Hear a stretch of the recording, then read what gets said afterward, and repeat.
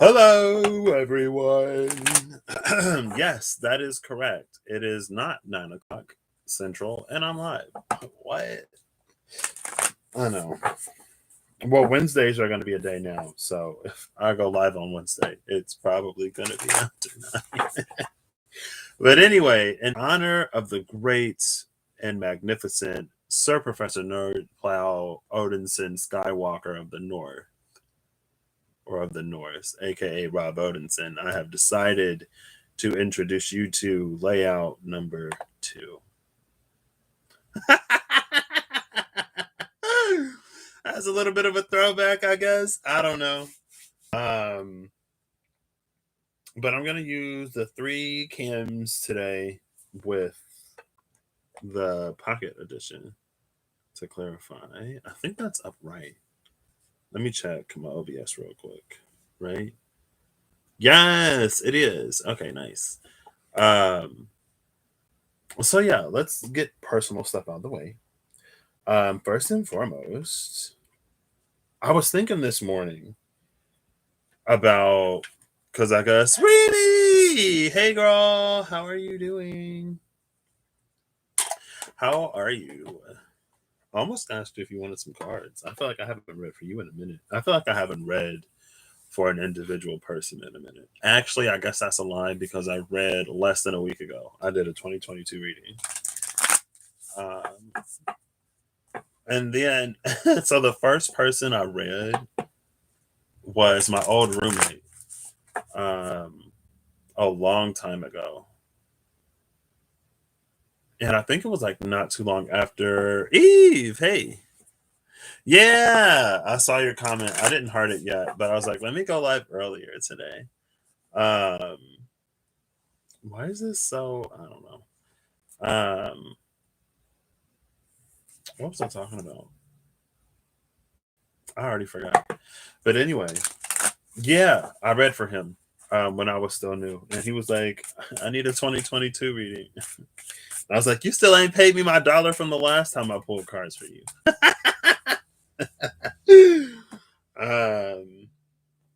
But anyway, so I was in the car this morning, as I am when I'm going to work, as I do when I have to go to work.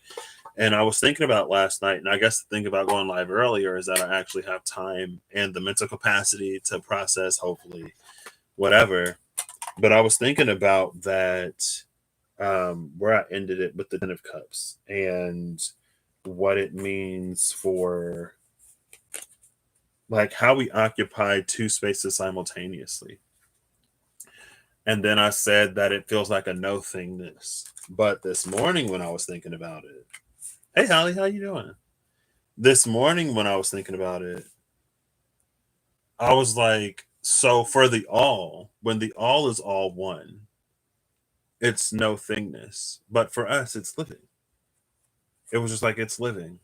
Like I was like, what does it mean for us to like be like fully in the body, but also like fully like have that spiritual awareness? It's like it's to live life, but to really live life. Um anyway. Anyway. Anyway. Oh, snap. Oh, snap. Now I gotta watch. I saw Virgo pop up and I almost watched it. I don't remember why I didn't.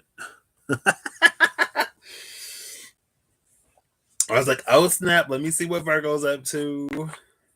But anyway, so I feel like every time I go on record as saying, I think things are improving every single time, I think just maybe a certain situation with a certain individual at a certain place that I spend a lot of my time, every single time I think it's going better, something happens the next day, and it's just like, why won't you just let me like you? Like, why won't you let us get along? Like, why you always got to be trying to do something?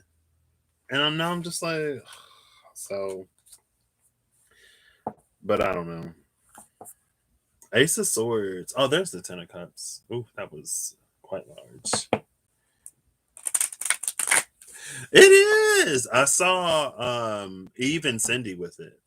Well, first, because I remember, I'm pretty sure it was Eve, or it might have been Cindy, or it might have been both of them. They talked about pre-ordering it. I think I heard Eve talk about it first. I don't know. It was one of them or both of them. It doesn't matter. Um, and then I was like, oh, I was like, maybe I'll get it. But I was like, I don't want to have to wait for it. So then last week, I sent you the pictures on when I sent you the pictures and I had those 3 mini decks. I also ordered this one, but it didn't come until yesterday. It came yesterday, so. And I got an old. Oh, there's the Son of Pentacles still at the bottom of the deck. I got an old edition where the Justice card is all black and white. The Hunter. I'm a big bad hunter with the bow. If you know about edamame, then you know about edamame. Are they like? It's kind of difficult for me to shuffle a little bit. I feel like if I just there's that Ace of Swords again. I feel like if I just let them fall, oh, I guess that was decent. I don't know. I don't know what I'm talking about. Anyway, I had an interesting dream last night. I guess it was kind of weird. I was on campus. I feel like I have so many dreams where I'm like trying to get breakfast on campus. I'm like, oh, let me use my meal swipes so I can eat a meal so I don't have to pay for it. But I'm like almost always late, or I'll get there and they won't have anything. I'm like, no, I wanted breakfast. I don't want lunch. Mm-mm-mm. See, like the price was real nice too. I was like, what? They're definitely more affordable. Because, I get a Lenormand deck, and a Lenormand deck costs just as much as a tarot deck. And I'm like, but the Lenormand deck is only like 36 cards. I was like, oh, Agape. Agape and the Queen. See, this Agape reminds me of the 10 of Cups, though, because of these things in the middle. We'll see. I don't know what I'm doing. I never know what I'm doing. I almost use this map. I got the map from God of War 4 because I got the collector's edition. I almost used it, but I was like, I'll save that for the 9 Realms reading. I'd say go for it. Yeah, I was like, what? Was it for Pride Month? I don't know. I've seen it, but I thought somebody just colored it. I didn't know that was the actual card. Um, but let me breathe out all of my whatever. Let me try to clear my vessel. Yeah. And then I got, I think, a coin. I got the map. I got 2 little figurines. I mean, it's in this box down here. And a bunch of other stuff I didn't use or I didn't like take out. Maybe like a decal or something. I think I saw that deck. Actually, I think I did. I think it popped up as a recommended after I bought the other ones. I'm trying to remember if that's what happened or if I watched you use the Curious Creatures for Pisces question mark or Taurus. I don't remember. Speaking of Pisces or Taurus, let me stop. Oh, I forgot to breathe. Okay. Because I'm trying to think. I'm like, I don't know. And I know that different cards mean different things to different readers, and different energies are different to different readers um, as well. Even though a lot of times you'll hear me be like, oh, this energy is like that thing that insert reader here said. Um, but anyway.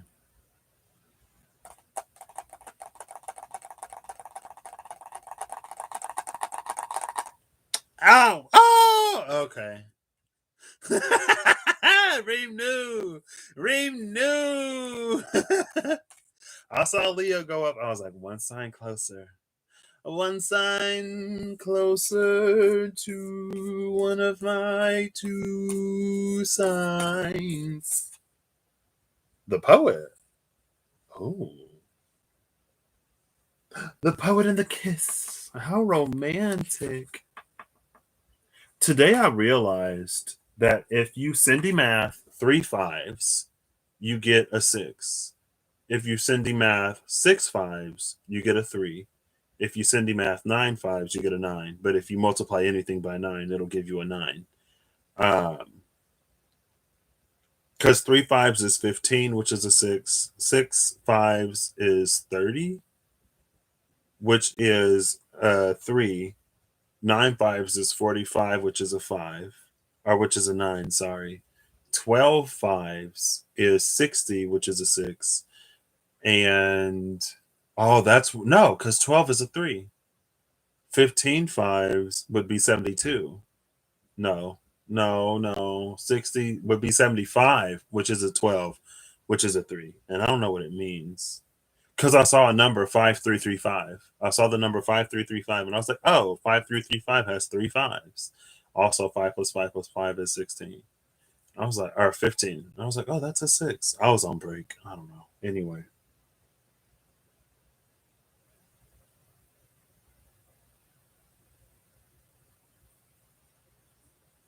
And then, actually, hold up. Let's see if I have it.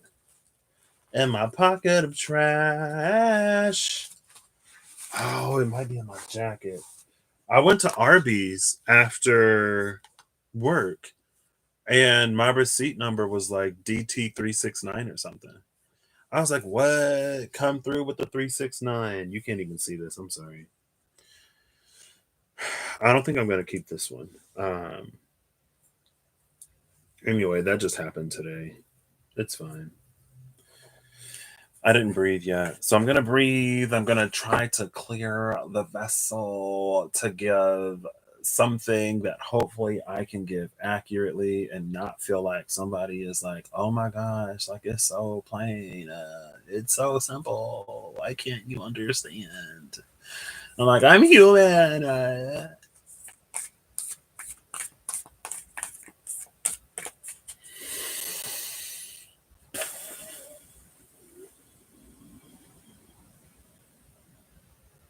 Okay, we'll see.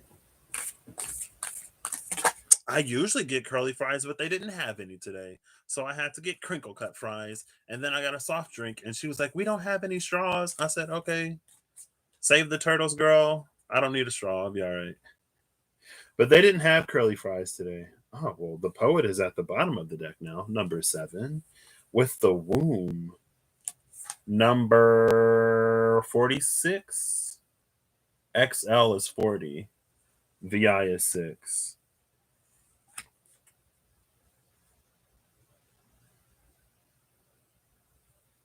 It's one off of the Boeing 747. Is it 747 or 787? I'm trying to get this in frame. The poet in the womb.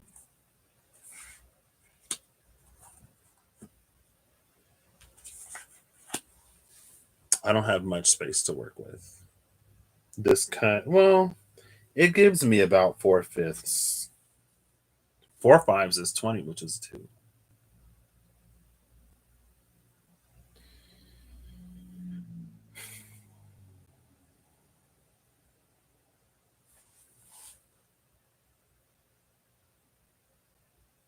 So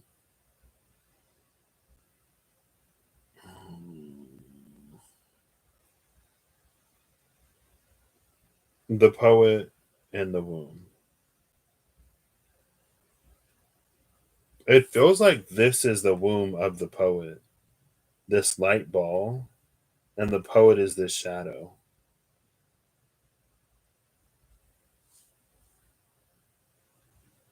It feels like there's a certain creativity. Oh my gosh. It's earlier in the day and I'm still not ready.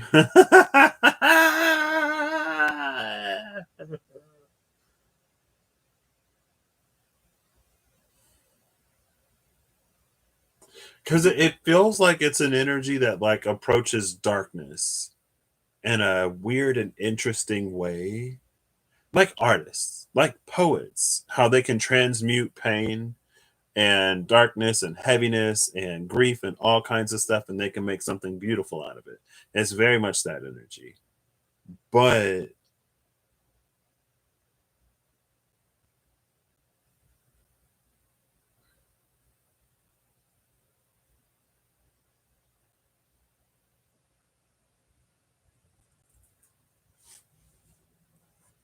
larger.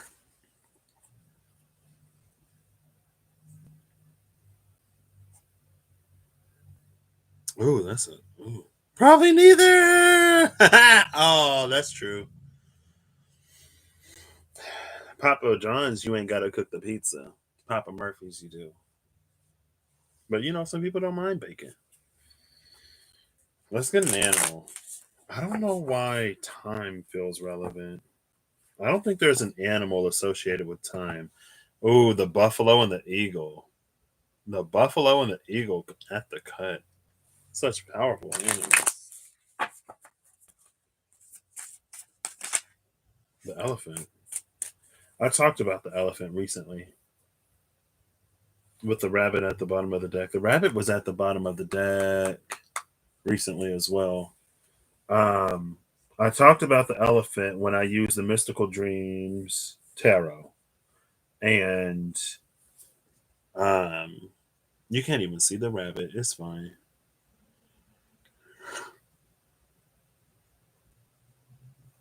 The Two of Swords came out with the lady on the plane, and there was the island and the thing, the castle floating in the air, and then the mystery of the island. And I was like, the island actually comes, or the plane actually comes from the Lord of Wands.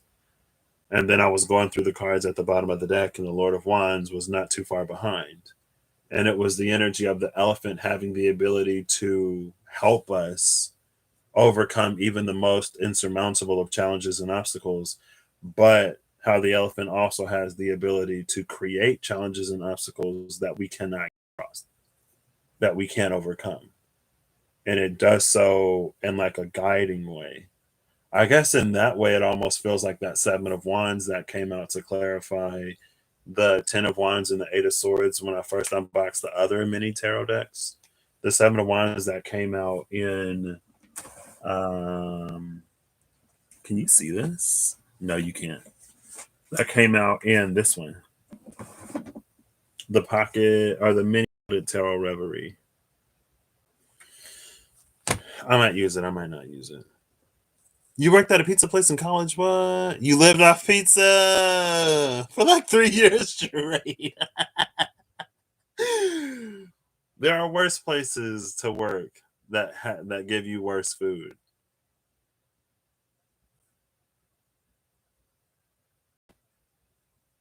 The elephant actually came out in this deck. I feel like recently.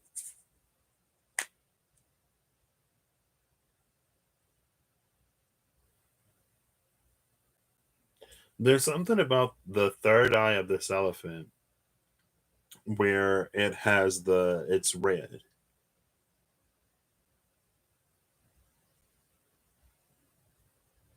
And so it's like the third eye vision is grounded.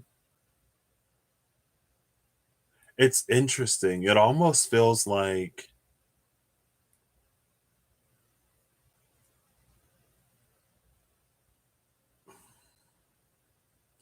with what the third eye usually is, it's a lot more spiritually focused and anchored. But this third eye, it feels like it's almost like, oh, you love making pizza. Oh, well, yeah, if you make your own pizza, that's pretty cool too. I didn't even think about that. Actually, no. I think one of my residents, he worked at one of the dining courts, and I think he liked making pizzas. That dining court was known for pizza. Um, Pizza was like the only thing you could eat at that dining court.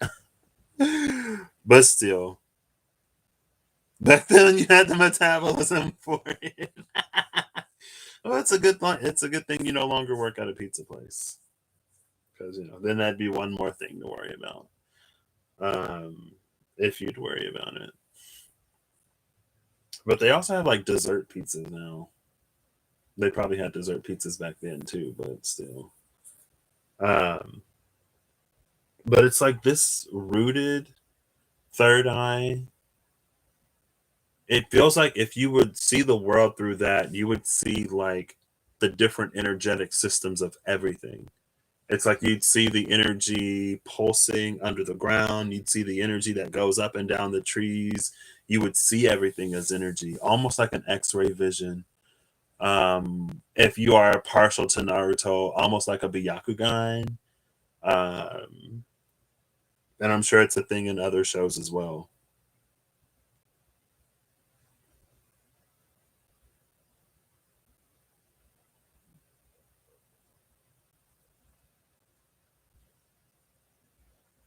And this elephant is protecting the fire.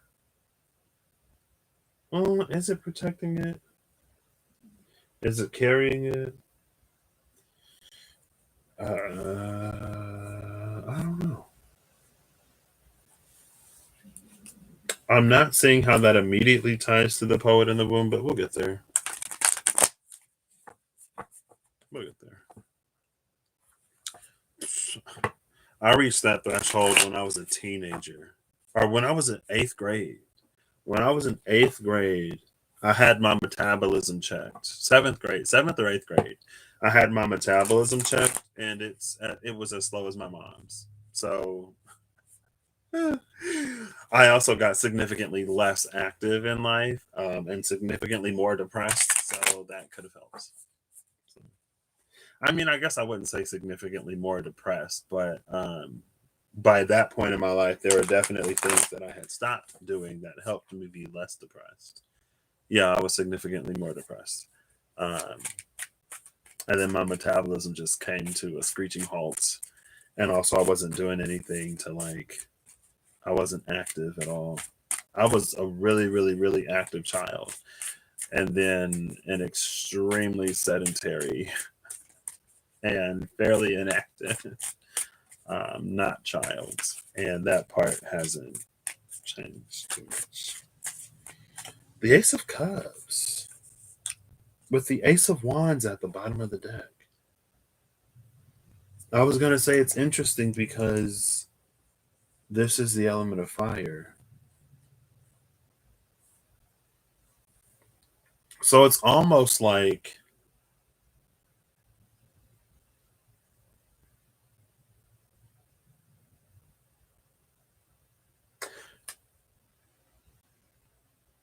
I don't know what this means though.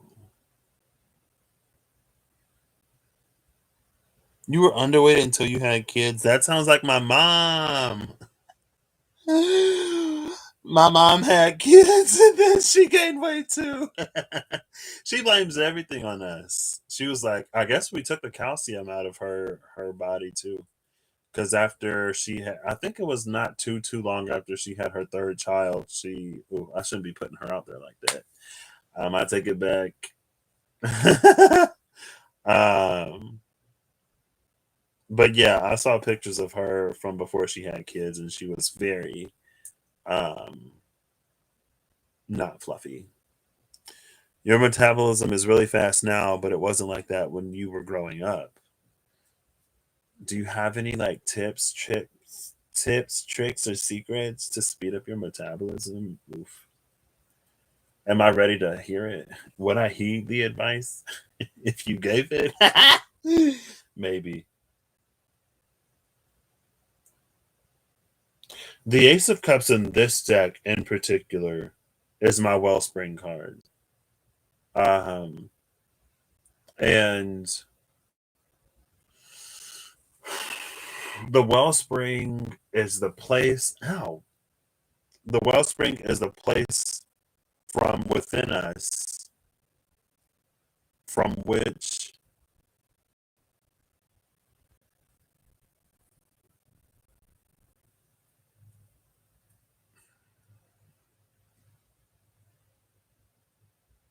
we begin.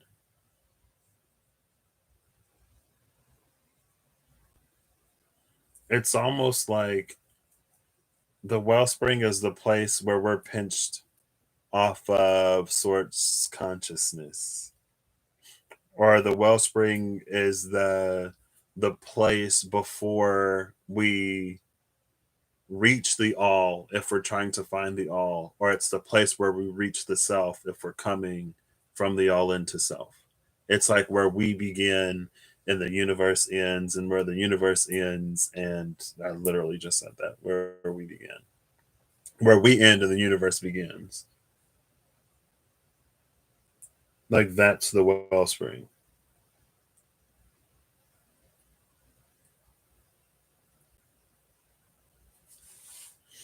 And then the Ace of Wands would be like,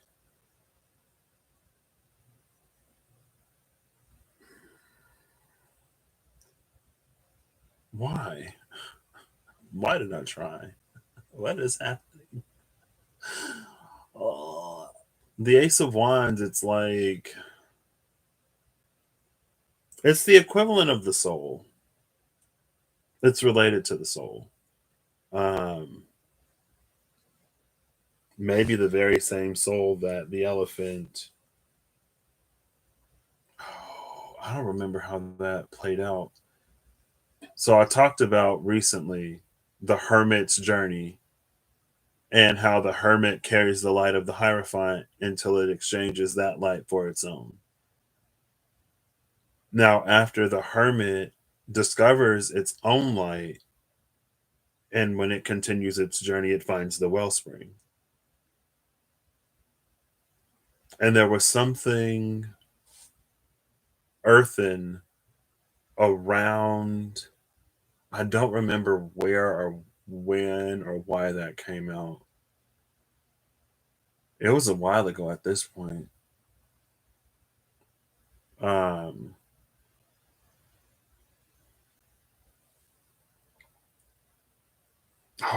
I wish I remembered the day.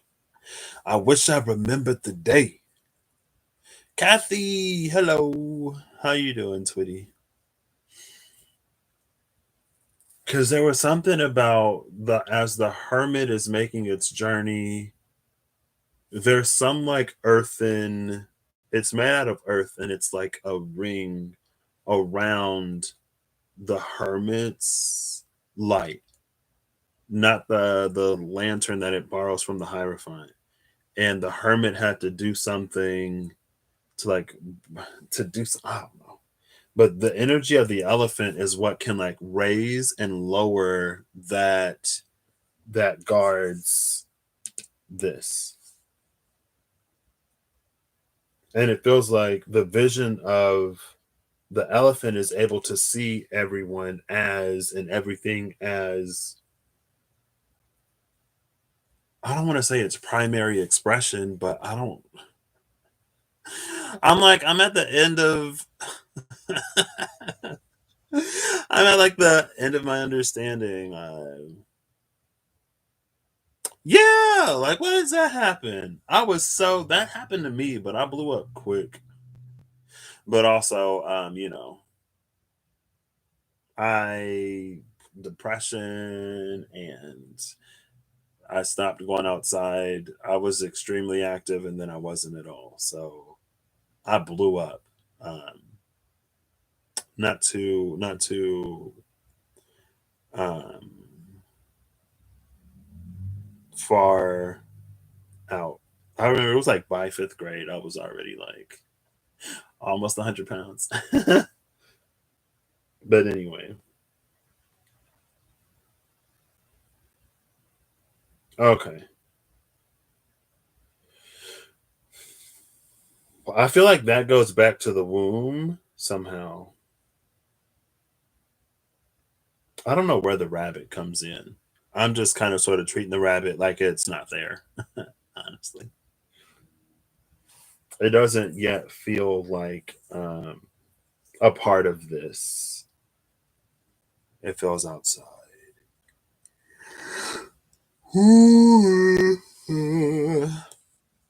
Elephant remembers that essence. Yeah.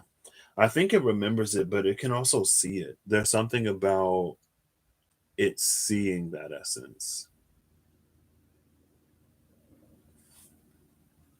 And it's almost like, because the true name is something that's it's been around for a while. In some cultures, at some historical point in time, it was also like your middle name, and so like that's why you didn't tell anybody your middle name. But because it's like if you know the true name of something or someone, then it gives you some kind of power over them. It feels like the elephant is just able, like the elephant sees things as their truth, not as the name that they go by, not as the person that they become because of the choices that they make in life and because of the choices that are made for them in life, because of the things that they can help and because of the things that they can't help. And it feels like the elephant sees everything as the piece of the all that it occupies. It's like if I take a ball and I break it into 100 pieces, and those 100 pieces, some of them I break down more. The elephant sees it sees each individual piece as an individual piece, and it knows where that piece fits before the ball was broken, like as a whole.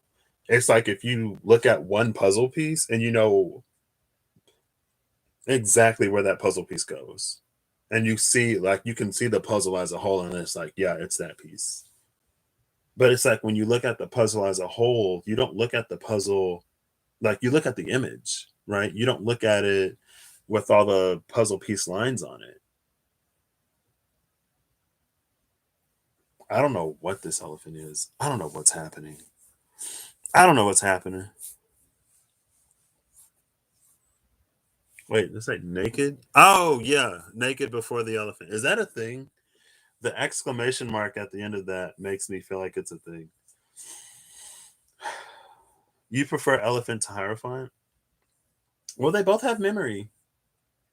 Maybe the elephant is like, I was there. I know what really happened. Um,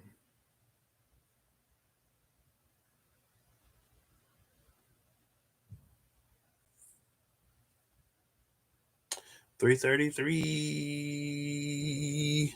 Hey, excuse me.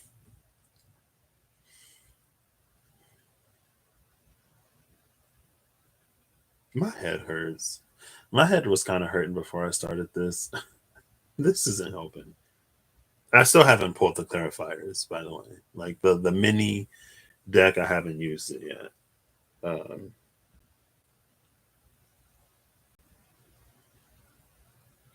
and I was thinking about before I went to sleep last night. I was thinking about the subtractive properties of light, and I think, hold up, wait.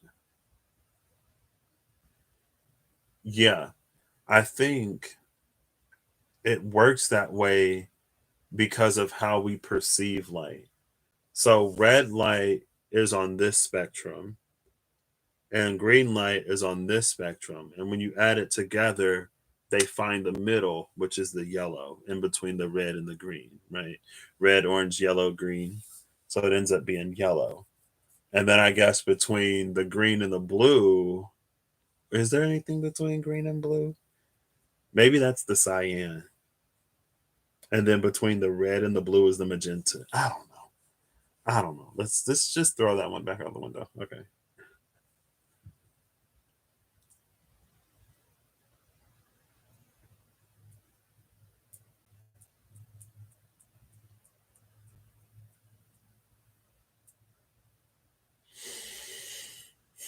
The womb is here and the poet is here.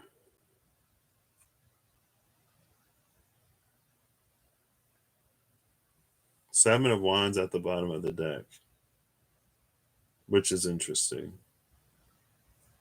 I actually saw the Seven of Wands yesterday. Whatever was at the bottom of the deck when I used this, the Seven of Wands was behind it. I don't remember what it was. I don't remember. Elephants and trees are keepers of memory. They are the ambassadors of Nemesis. Nemesine? Mnemosyne? Opposite of Leith. Lithy. I should have clicked how to pronounce that.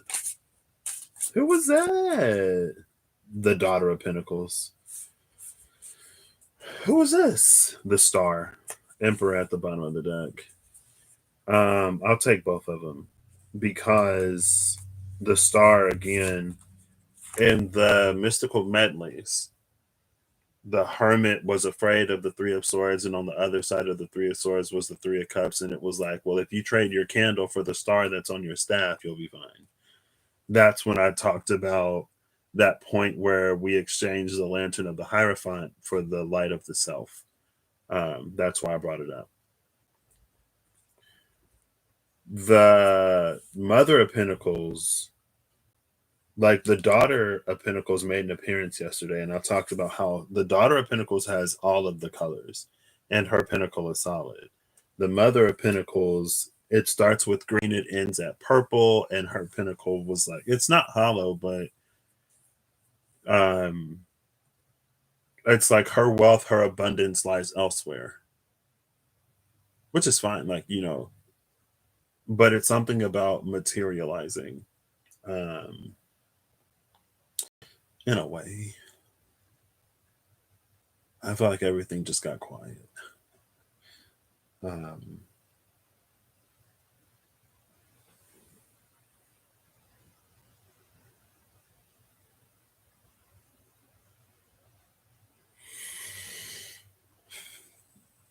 I guess the Daughter of Pentacles would kind of be the star in a way.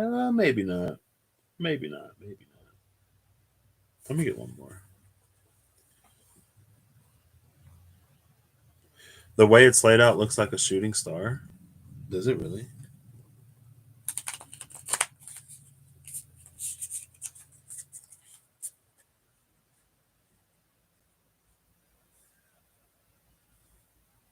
Yes.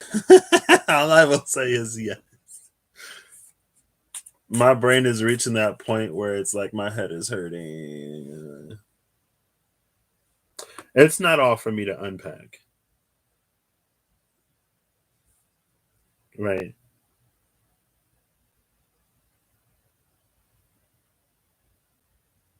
Maybe there's the Nine of Wands again. That's a card I've been seeing. And then the Nine of Wands came out with the Sun too. Um and it's like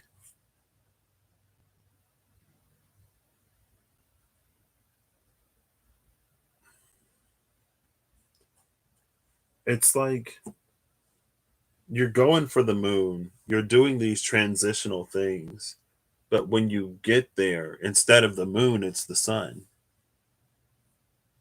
And it feels like it would almost be information overload when it happens. It also feels like, I don't know if it would be like finding one's own wellspring, where to the point where all of those selves are aligned and active. Oh my gosh. Okay. This makes me think of it low key makes me think of gate 8 on the lowest of keys.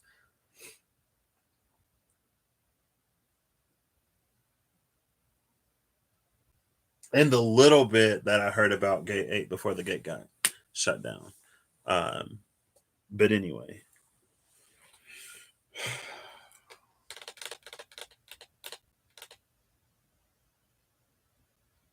But I don't know if it's like finding the wellspring or if it's having the sight of the elephant or both.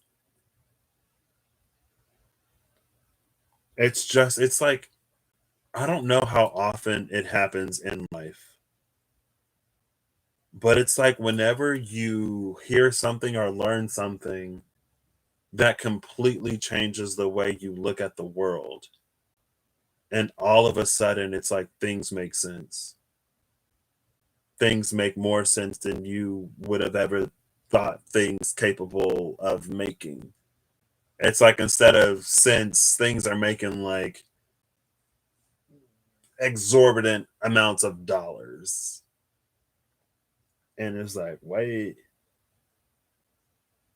it's like that kind of feeling when you hit that, and it reads as immediate, but I'm like, I don't know how that would, that's what it reads like. That's what it feels like. Human me is like, but there has to be some kind of like delay. And that goes back to time. Time is created almost as a byproduct of the physical and the spiritual. And time is almost like the displacement between the two. When something is not yet what it already is. And it's like something can't not be what it is, because if something is something, then it is that thing. So how can it not be what it already is? Insert time. Insert time to make it make sense. Insert becoming instead of being. You know what I mean? Almost. It's along that line. Um, and I was thinking about that too when I went to sleep, when I was going to bed. It's almost like, and I know it's a thing, like I read the Kabbalion summer of 2019. Yeah, summer of 2019. Um, and there's like the three different levels. It's like the spiritual, the mental, and then the physical. It's basically like mind, body, spirit, and then there are like three levels within those three levels, and it's like all of that is the separation from, pure spirit and pure physical. And again, it's not whatever, but it's like time is one of those things that arises just from the separation of the two, as things like break down or whatever. I'm not necessarily trying to get into all of it because, again, my head is already hurting. I don't know if I have the bandwidth right now. I don't know if I want to have the bandwidth. Um, but maybe it's already written somewhere. Go find a Hierophant to tell you. I'm just kidding. I'm kidding.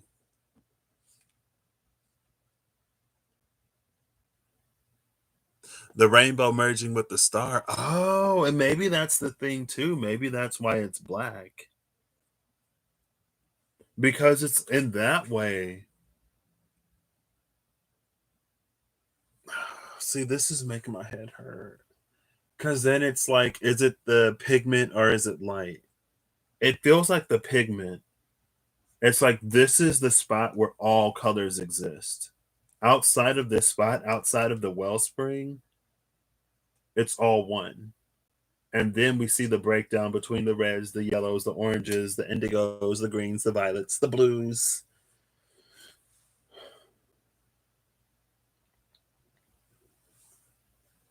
Oh, I don't know. Let me see. I'm trying to catch up on these.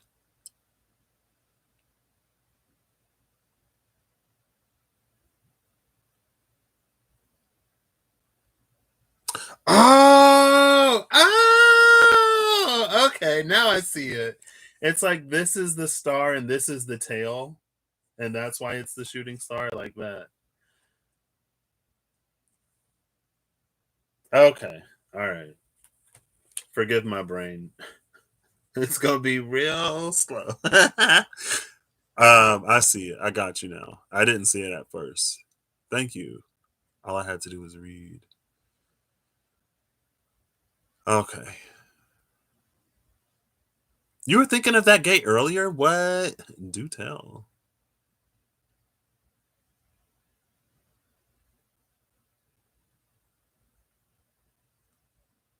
I don't know.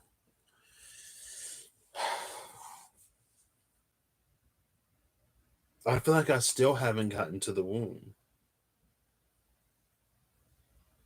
And my head is already hurting. I feel like it's not that the womb is just there.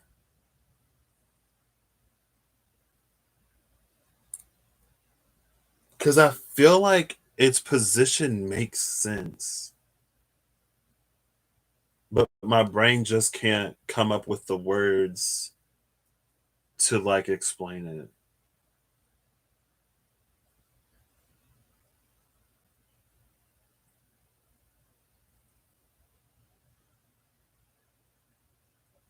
I guess it is interesting though that again, these are the reds, oranges, and yellows that the Mother of Pentacles is missing.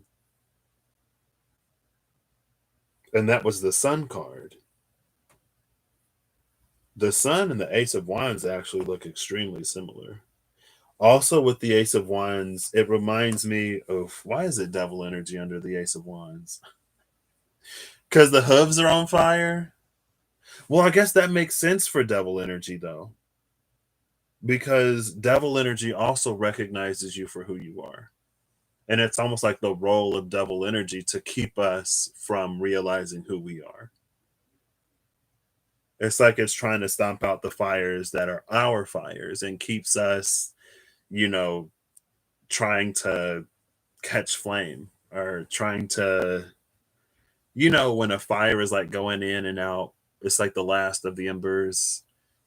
And so you blow on it to try to like stoke it. Um, but it reminds me of the Sacred Clown card that came out in the Starman Tarot yesterday. It's like we have the wand here and then this light illuminated behind it. Like the Sacred Clown that stepped out and it had the light behind it.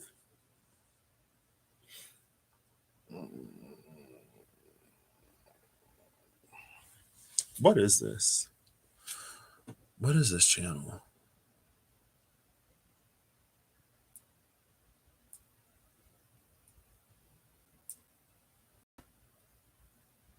Oh, it does. Hold up, wait. I can fix it.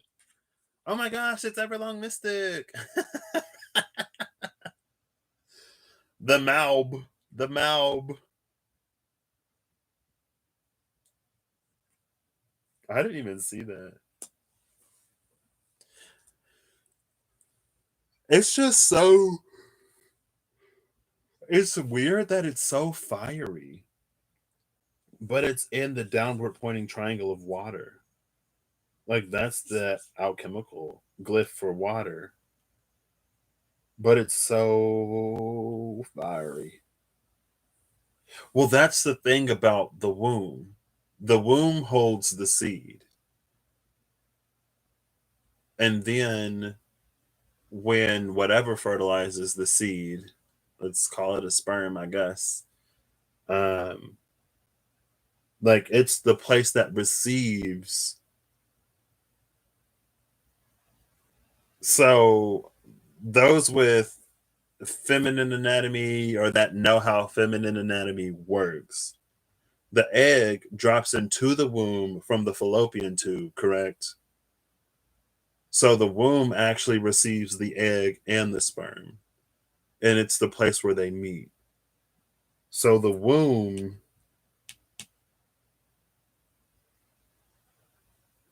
it's not the wellspring. The womb is on the other side. Duh, it's the womb. Okay. So the wellspring is on the side that's so far inside, it's so internal that we actually go back to being made in the image of God, creator, source. The womb is the outside. It's like when you're still inside, but right before you hit outside, in the external way, like giving birth into the world physically. The wellspring is where we sort of like re-enter the world energetically. And that's these two things. It's like the energetic boundary barrier and the spiritual or in the physical boundary barrier.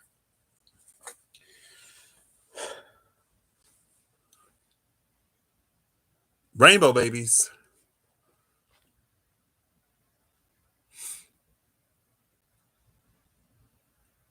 Okay. Yeah. It is. I didn't even think about that. It is. The Ace of Wands is, it's the traditionally known as the most phallic card in the deck. We got the Ace of Wands, we got the womb. We got an exchange of fluids here. And then we got the elephant. I don't even know where these two cards go. Like, where do you go? Are you just here? Hello? I don't even think I specified what I was clarifying. So that's the womb. That's the womb and the Ace of Cups, which is why it holds the element of water, but it's fire. Fire in the way of the expression of passion.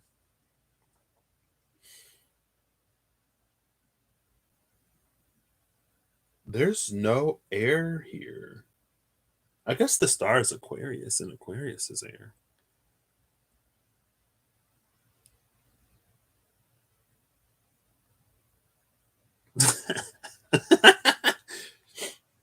It's procreative. Was it Rob was talking about how he got the iPad and the Procreate app? And I was like, Procreate?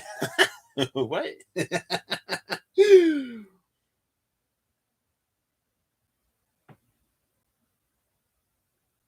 I do have the Mystical Shaman Oracle cards. I was like, oh, I want to use these. And I was like, oh, I'll go with the Kens. And I was like, I'll hold on to them just in case something wants to come out. What does this like mean though? It means I need to use my other channel. Anyway, the hummingbird and Pachamama. Oh, come on. You almost had it.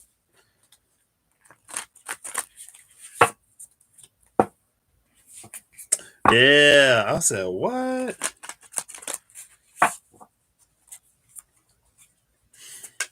Oh, that was quick. Is that?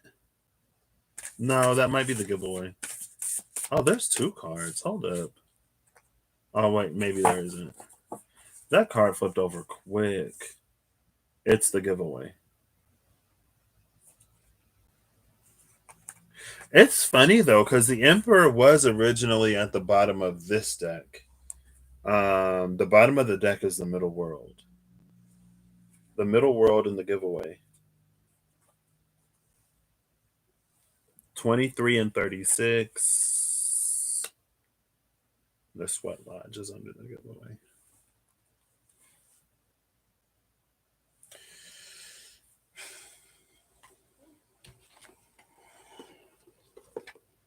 It almost feels like the middle world is the womb. In a way. Cosmic friction and passionate rebirth. Ooh, Twitty. A lot of things are coming apart to harmonize, and in order to harmonize, we need to create. Because the things that came apart left, now we need to create new. Oh, okay. That's making my head hurt. I think you're on to something. I don't know what headaches mean. Headaches mean like this is whenever I get a headache, especially before I do something, especially if I didn't have it before, I know it's about to go somewhere. I'm just like, oh.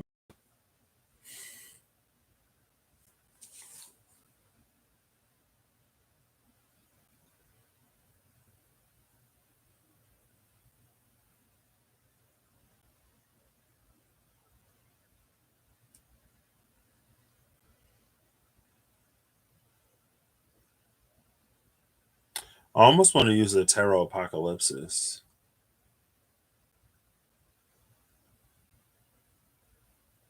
But I don't feel like digging it out. I almost used that deck yesterday or the day before.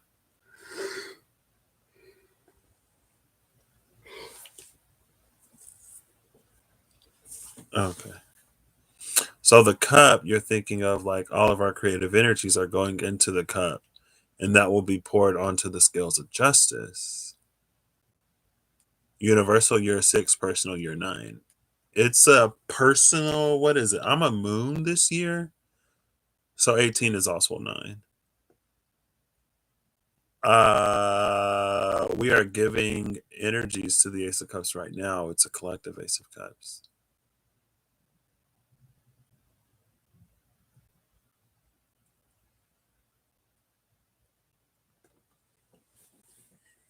That it makes me think of the Holy Grail, but in if you've ever seen, it's an anime, so you probably haven't seen it, but it's like Fate. It's in the Fate Stay series. It's like Fate Zero and then Fate Stay Night, or is it Fate Zero and then like Unlimited Blade Works? But the Holy Grail in that show, it plays off of all of the negative emotion of humanity. So it wasn't great in that show in particular, but that might be why there's like the 5 year and the. It's interesting how much stability was disturbed in a 4 year. If 4 is supposed to be numerological stability, I think 2020 like didn't get the memo. Um, for most people, or for a lot of people at the very least.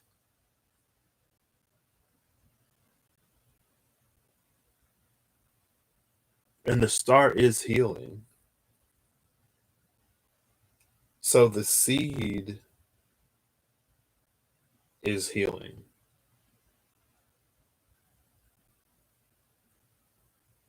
The seed has been changed,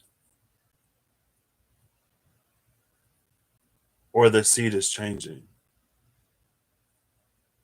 So, in that way, it's almost like we were at, it's almost if your was a junction before a destiny point, the rune your. Then it's like there was a collective path that we were on. And before that path was cemented in a 6 year, we got opportunities to kind of sort of look at things before it plays all the way out, or before it played all the way out.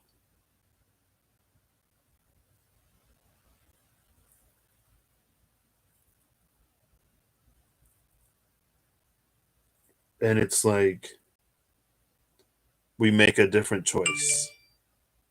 We were steered in the right direction or steered in a different direction because we actually had to like look at it. And because in some ways we weren't able to look away.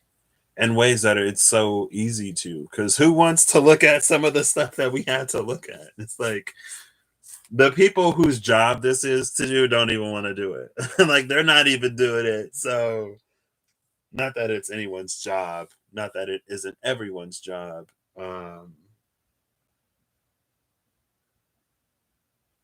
and so I guess in that way, it's almost like the elephant's trunk is moving. And as the elephant's trunk moves, it reveals the brilliance of this light. And it reminds me, did you play God of War 3, Remy? Oof. Maybe I should have said the game. The reason why I don't use specifics sometimes when I talk about video games, anime, or whatever is because I don't want to spoil it. Because I can be really bad at spoiling stuff. Partially because my memory is bad. And like my brother was watching some show, and I was like, "Oh, did this happen yet?" And he was like, "No, it didn't happen yet, but thank you for spoiling it." And it happened. It happened several times to the point where he's just like, don't talk to me about the show until I finish watching it." Like the chronology of events got mixed up in my brain. I thought you would have seen it by now. Um, So it reminds me of in God of War 3, when you make it to, so first of all, Kratos thinks that Pandora is his daughter Calliope. So that's why he's like trying to like save her. But it reminds me of like towards the end of the game when you finally make it to Pandora's box and it's protected by the fire. And then you have to like crank the thing so that the thing opens up and the fires die down. And then he can open Pandora's box only to find that it's empty. And then she was like, the last thing that was in the box was hope. Like all of these evils, all of these terrors got released, but there was also hope. And this is feeling like that hope energy.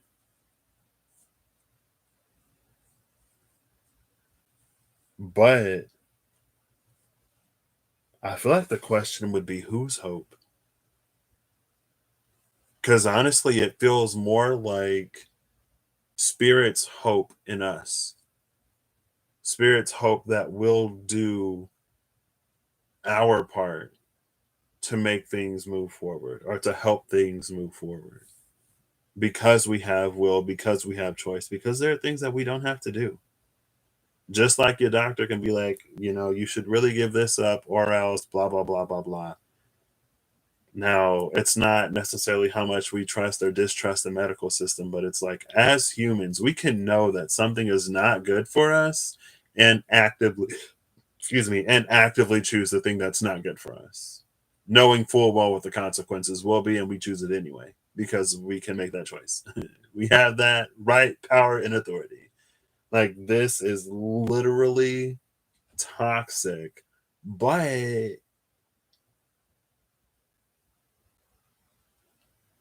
and it's like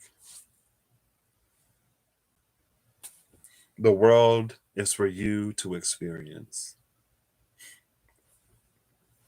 I don't know. Anyway, let me see. Let me read. Let me read. Oh, the elephant is gonna sip the Ace of Cups mana. Like wine and pizza.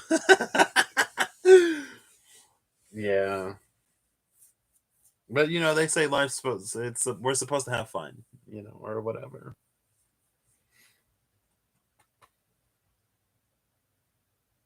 I think the poet and the rabbit are connected in that sense. The poet, the rabbit, and the nine of wands. So this little like trio that you can't even see. One second. This little trio of planets that you can't planets. This little trio of cards that you can't see. You still can't see the rabbit. Because this is all the energy, just like how it's like I said it before. It's that just like it's the energy of how an artist. I'm looking at the camera as if you can see me. um, it's like just how an artist can transmute pain into something beautiful. I feel like that's what this is. The Nine of Wands represents a series of transmutations that happen under the moonlight and of the night. And that's why it feels like an immediate sun. And then everything is different because now we're living life rather than like surviving through life. It's like life is an experience that we're having rather than um I've already said it. My brain hurts. Give me a break.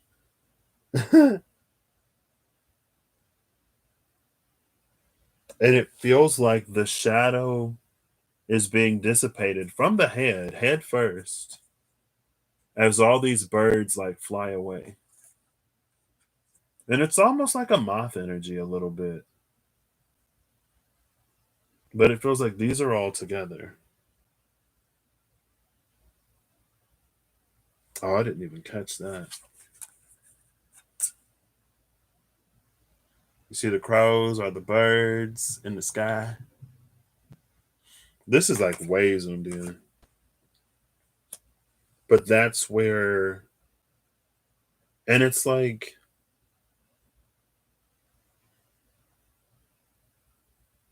there's some weird shifty perspective thing here.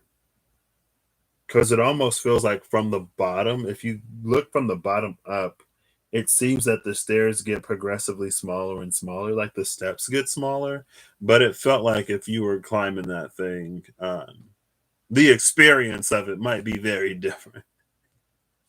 Now, is that because the stairs at the end are steeper, or is it because experiences wear on the body? And it's like it may not necessarily be bigger, but because of the exhaustion that we experience, because of the effort exerted until that point, it makes it feel like it's more difficult, even if it isn't necessarily more difficult. But feeling is almost everything. Feeling kind of sort of is everything. It's not everything, but feeling is a lot of our experience. Not only feeling in the sake of like experiencing, but feeling in the sake of like our mindset, our perspective, our opinion and opinions. They're important because they shape our experience. It's like we sometimes we only have the experience that we allow ourselves to have. It's like you can have the best day of your life, but if you're in a terrible mood, it's going to be a bad day no matter how good it is. And it's like, and as humans, we already kind of sort of gravitate towards the negative more anyway. So in that way, it's almost like a losing game. And that way we almost have to fight our nature, but it's not our nature. But it is. See, that's that like we're dichotomous at least, maybe trichotomous, more maybe polychotomous beings. Where it's like we're not just spirits and we're not just bodies, we're combinations of the two. And there's some kind of dance between the two that it's almost like one of those ballroom waltzes where you go from partner to partner. See, but then I feel like that's edging towards the territory of like being able to see multiple things as true and being able to find almost the sweet spot in the Venn diagram that allows you to do whatever, and how that's related to some kind of alchemy. And I don't know. I read it, um but sometimes I don't. Sometimes it's like I'm like, what do I do with this? Maybe I am too focused on other things. Ooh. Not too focused, but it's like when I'm not at work, I'm like trying to chill and then eventually go to sleep so I can go to work the next day.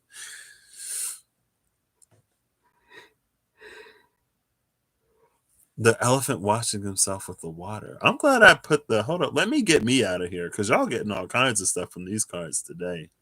Y'all know what I look like. There you go.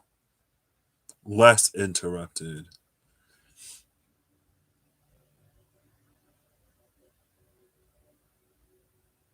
A white moth just fluttered by you. What? Feeling puree right now. Hey, Steph, how you doing?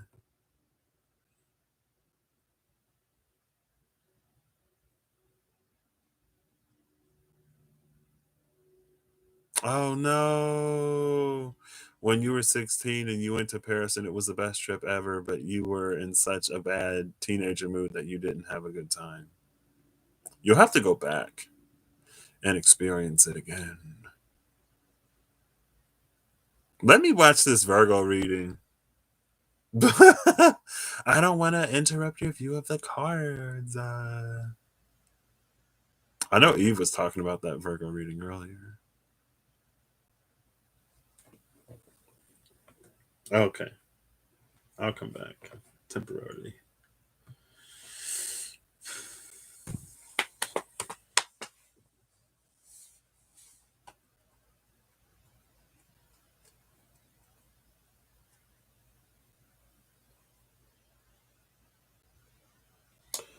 So then where does the giveaway fit into all this?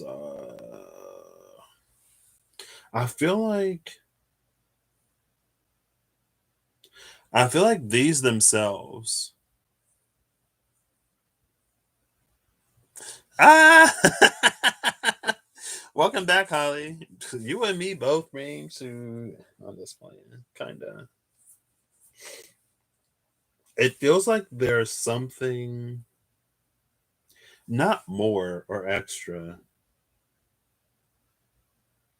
but it feels like there's something that comes of this. Um, like I could just pick it right up off the table, but I don't know what it is. Maybe it's not for me to know what it is. A spiritual woodsman. Ooh.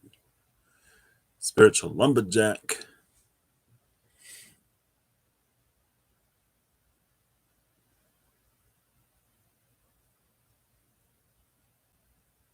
The Emperor was at the bottom of the deck before. I mentioned that because of the Ace of Wands. Um,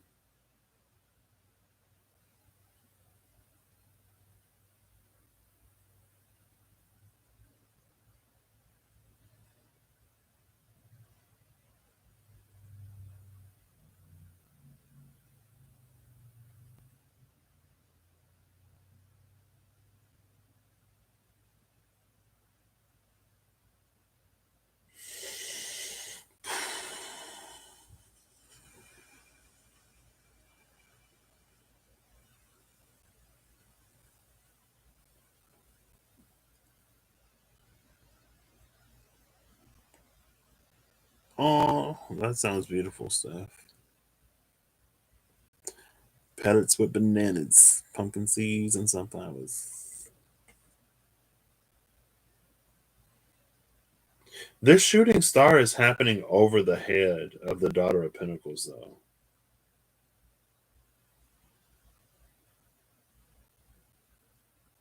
Well, maybe I'm just supposed to focus on the rainbow. Because the daughter is here, but I'm like, what is she doing? Or is she just there?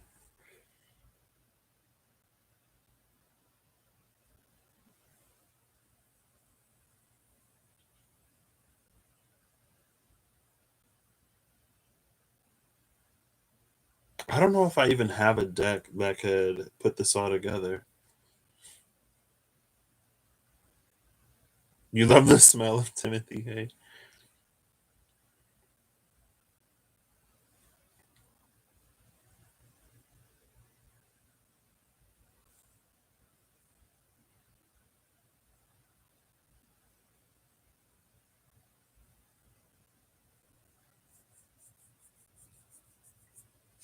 Maybe I'll just get a final message and leave it at this. Or maybe it's somewhere in the giveaway.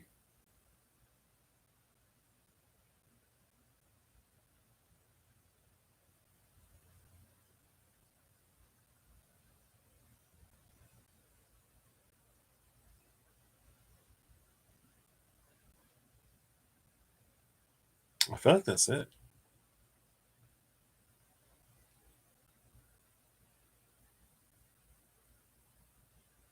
Yeah, I was thinking of the Daughter of Pentacles sitting in between the elephant and the womb. Um Almost like it's us, I guess. It's us outside of the womb, not necessarily like a full grown deer, and the elephant is like just watching. Elephant is like, they'll get there.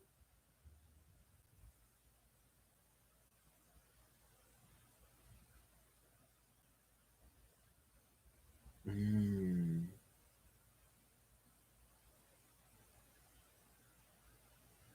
Oof. There's some emotion. Speaking of feeling,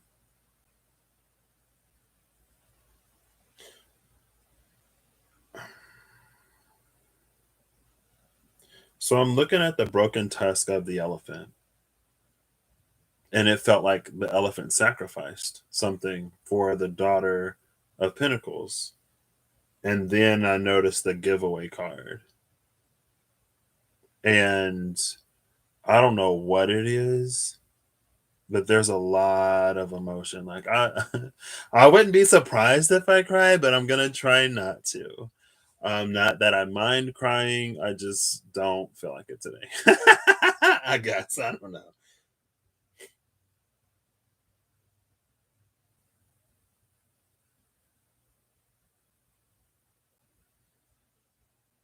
But it feels like things that are happily given away.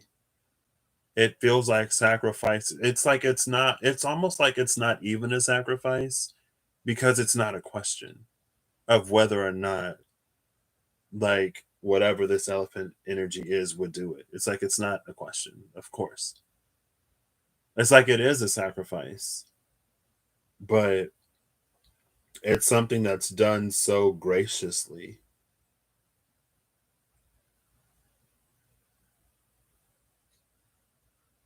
And it feels like it's over the daughter of Pentacles' head. It's under her feet. Like the daughter of Pentacles doesn't even see it. And the elephant knows that the daughter of Pentacles won't see it. And the elephant continues to sacrifice.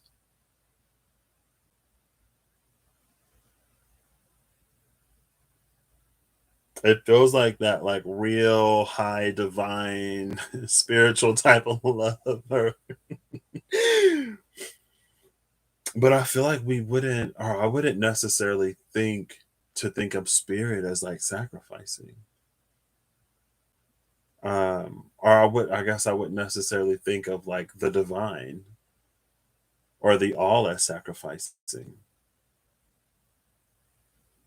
because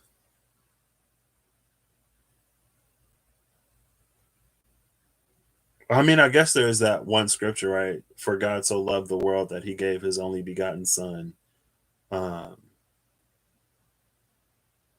in the Bible, Christianity, Judeo Christian, maybe other ones, I don't know. But that's like the only thing I can really think of when it comes to like the divine and sacrifice. Um, I mean, everything is like it's a labor of love.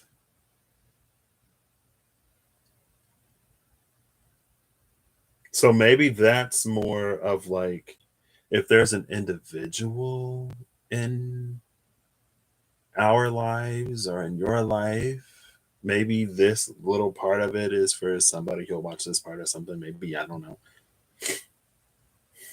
But it's almost like I'm gonna have to blow my nose 1 second. It's almost like there's someone that sees you for you. Maybe someone you've known for a while, maybe someone who it kind of sort of could be one of those, like there's someone who's like it's secretly on your side and you may not even know that they like support you as much as they support you, or that they want you to win as much as they want you to win. Um but and it feels like they don't mind like being unseen. They don't mind like you or us not knowing. And it's almost one of those like because they're not doing it for recognition types of things. And it's not weird, but it's like, oh, 1 second.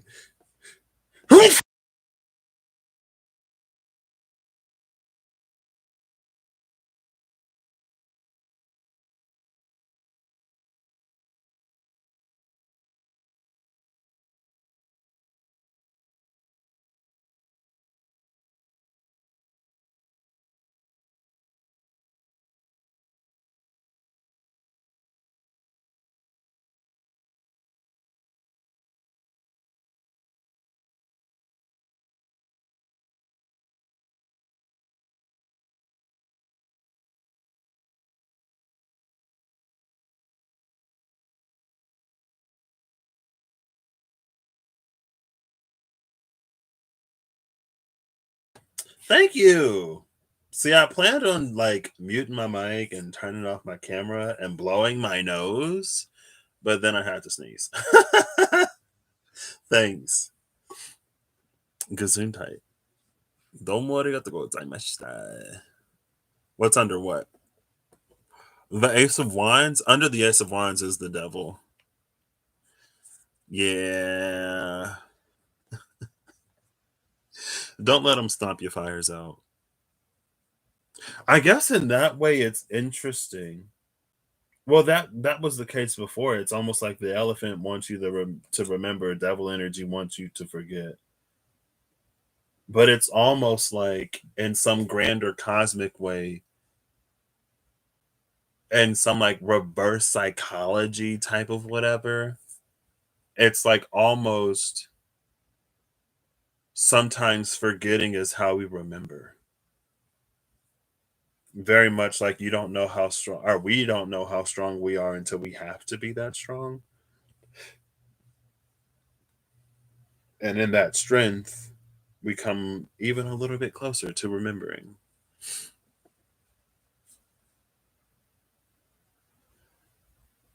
Let's see. Let me read. Let me catch up. The Gilded Tarot. I could do. I've been looking at this little Gilded Tarot thing. I was like, well, I already pulled it out.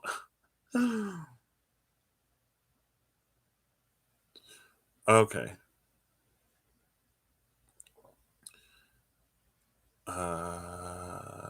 Wishes from the Divine Mother energy. Yeah, I could see that. I'm like, oof. Oh my gosh. Oh, snap. Divine Mama's coming for your stuff.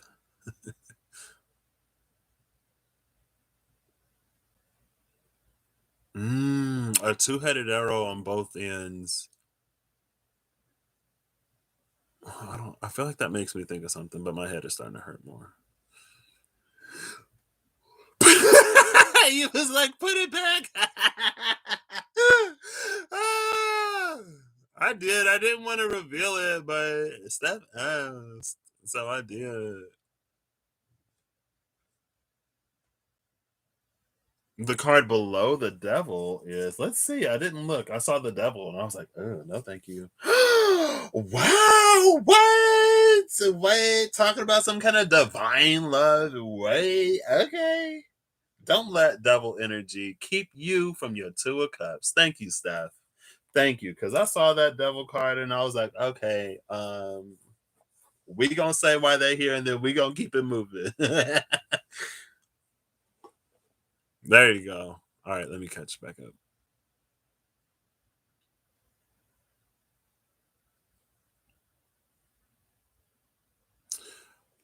In the poet, Daughter of Pentacles, there's energies above the head, just like the star above.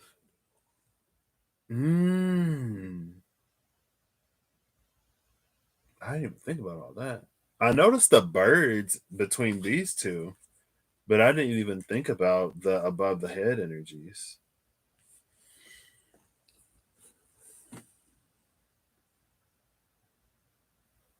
Even the giveaway is looking up to give away. Oh, you're right.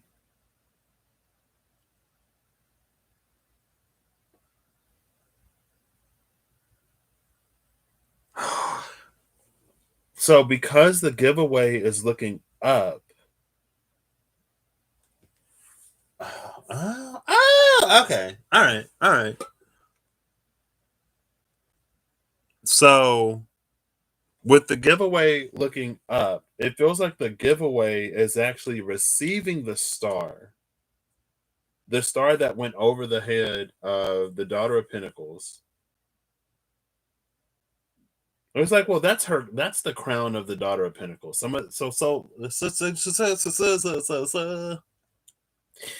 some of this stuff, because of her crown chakra, the Daughter of Pentacles is able to receive, but everything else gets received by the giveaway, and the giveaway gives it to the middle world. And then the middle world brings it up from under us. So hopefully we see it. It's like one of these situations. It's like it goes over your head and you miss it. So then it like comes right in front of your face. And you're like, oh my gosh, yeah. And it's like, it was up here like the whole time. But it almost feels like Gaia doesn't mind cooperating with spirit in that way, or being the piece of spirit that Gaia is in that way. It's like Gaia is able to receive everything first and foremost, but it's like the things that we miss. And so maybe this is like, there are the things, like with that being the crown chakra, there are the things that we catch in the spirit, subtle energetic of the spirit, astral subtle energetic, and then the rest gets anchored for us to experience in the physical, to try to also get there in some way. um I could see that being a thing too.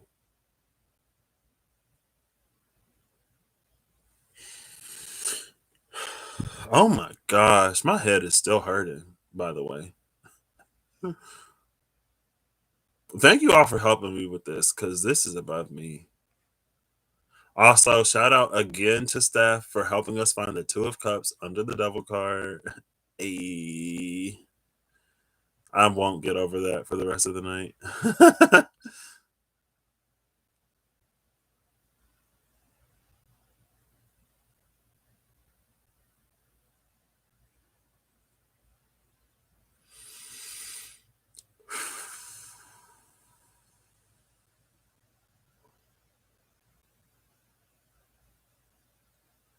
Yeah, it is that love energy recirculating,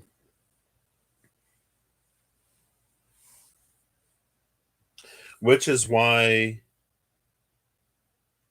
and it feels like, since so much of our experience is experienced in the 3D world, it feels like that's one of the reasons maybe why Gaia has so much to offer us and to give us, and how Gaia can like settle and soothe and calm when we go out and connect to her, or it, or him.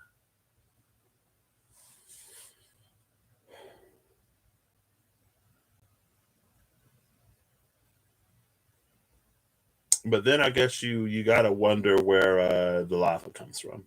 The lava and the magma and the wind and the waters and the thunderstorm.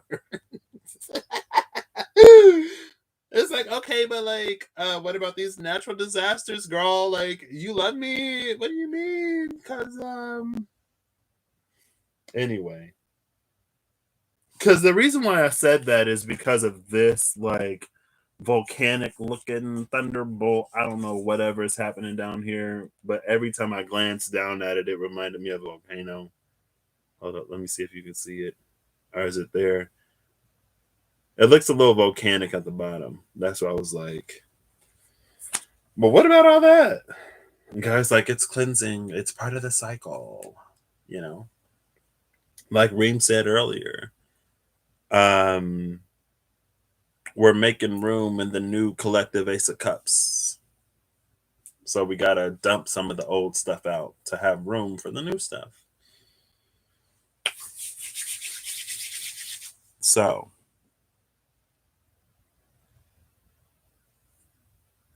is that man? That's the Paris.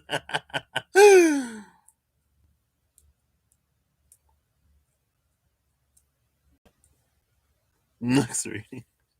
Paris, Hawaii. I don't think it's gonna be an earthquake. It's a divine mother controlled reaction. Thank you, Earth sign. Um like I can challenge Gaia.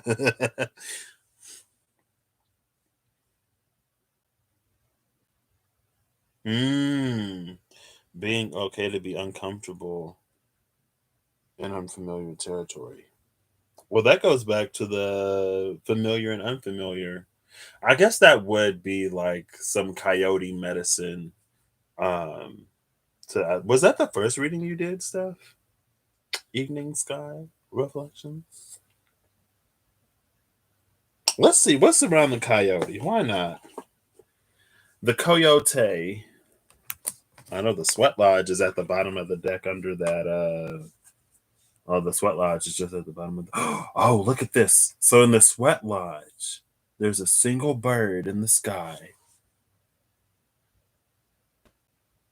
where there's several here and in the middle world. Maybe the birds symbolize the ancient ones in the sweat lodge, the sacrifice with the ancient ones in the sweat lodge. Oh, wait, okay. Um,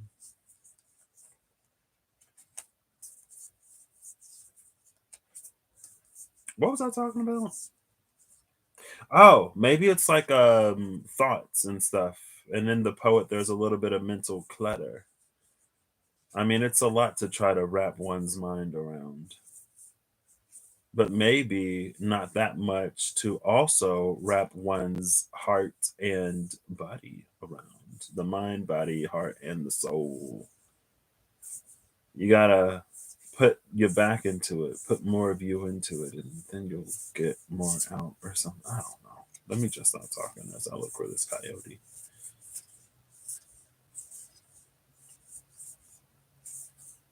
Is the coyote going to be next to the upper world? I don't think I've seen the upper world yet.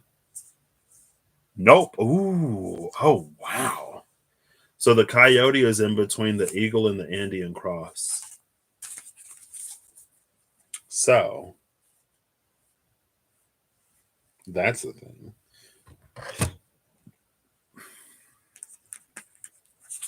Oops. Oops. I picked up the star. So the eagle, the coyote, and the Andean cross. The eagle was at the cut with the buffalo before.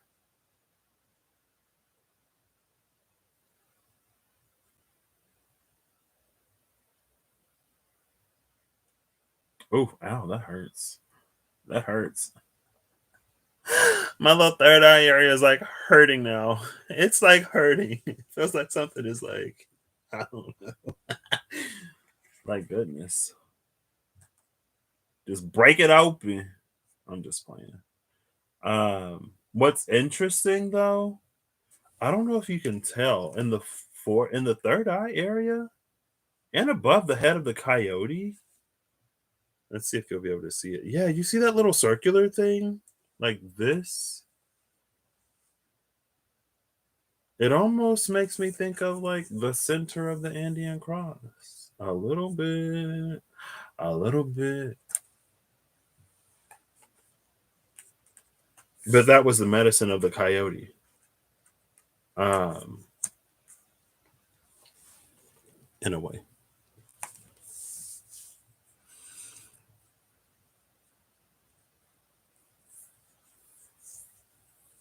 Thank you. Thank you all for collaborating to make this happen. Um,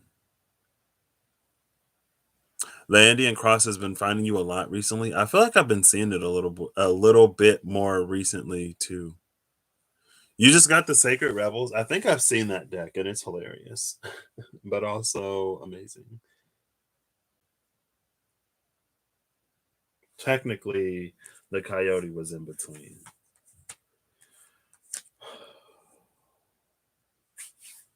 Okay. I feel like I'm done here. What do y'all think? What do y'all feel? Y'all feel like it's over? Eh,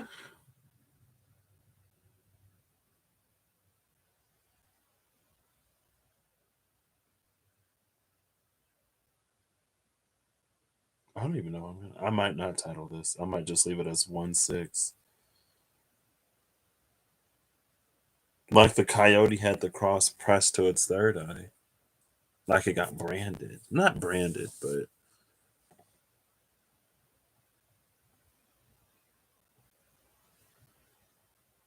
the coyote and the cross are moving. Where are they going? No problem. They were interchanging with each other. I can see that. I can see that. It's very Heyoka.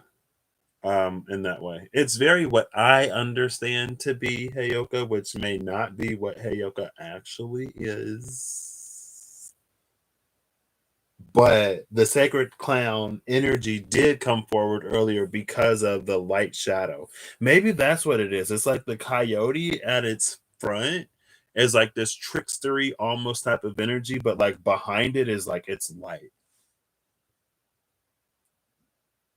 It's just light that takes an interesting approach to be seen.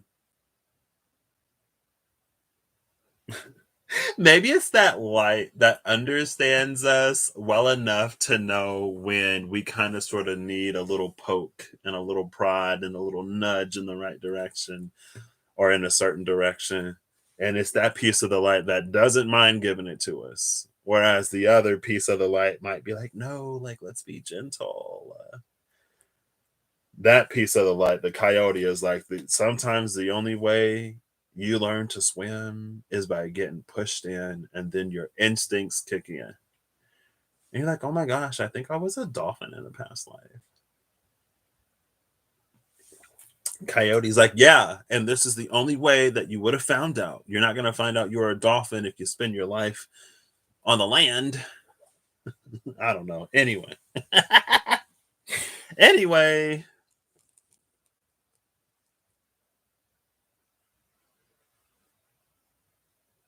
Roasted turnips. Oh, I think as soon as I finish this, I'll be fine.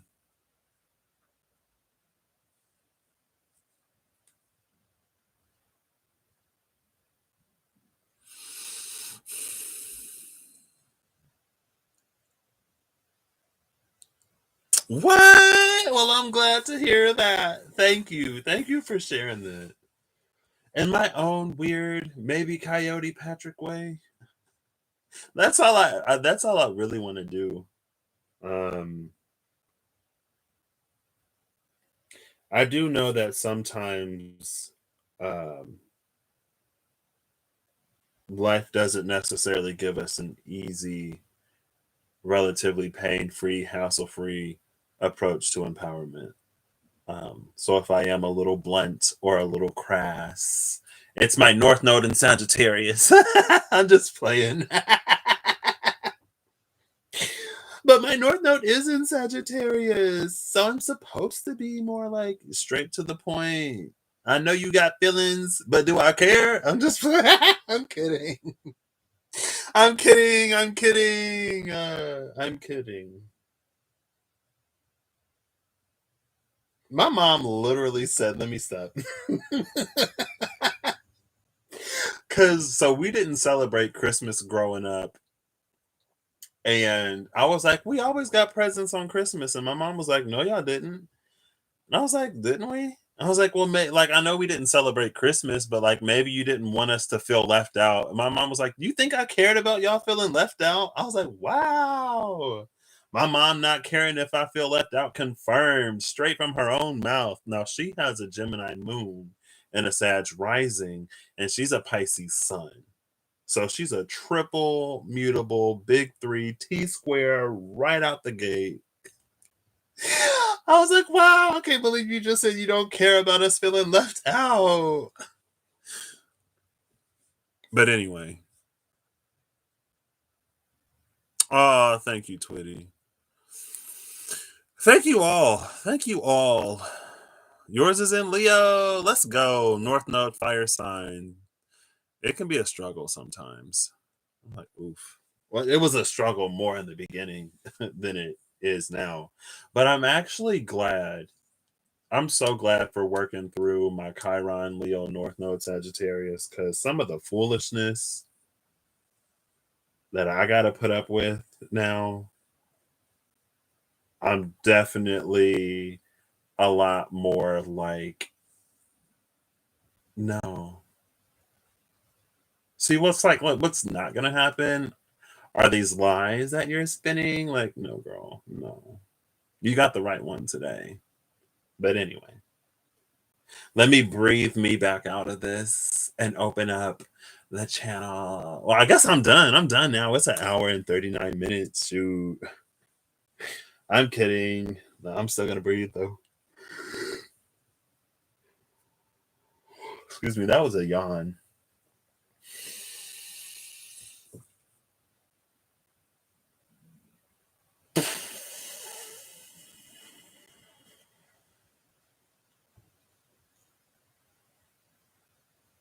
All right. Time for final messages. That was cool. I was like, I don't know where this is going, but okay. Sometimes you just gotta go with the cosmic flow. With the cosmic flow, you gotta go. I want some tea. I just made you yawn. When I was in elementary school, one of my friends said that the reason why you yawn when other people yawn is because of the human need to like fit in or something like that. And dude, I feel like we were in like the fourth grade or the fifth. And he was like, it's that subconscious human need to fit in. So you see somebody else do something and you just do it. I was like, what? Or something like that. Oh, well, thanks, Steph. I got like 5 of them.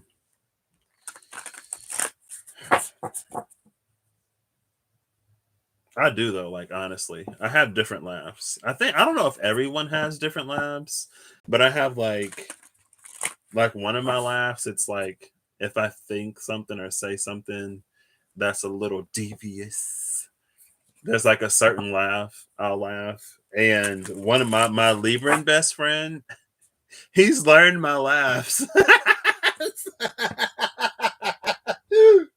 So one day I was with him and I don't even remember what I thought, but I thought something and then I laughed and he looked at me and he was like, "What are you laughing for?" I was like, "What are you talking about?" He was like, "You're laughing that laugh that you laugh because you're laughing that laugh." And I was like, "It's fine. Don't worry about it."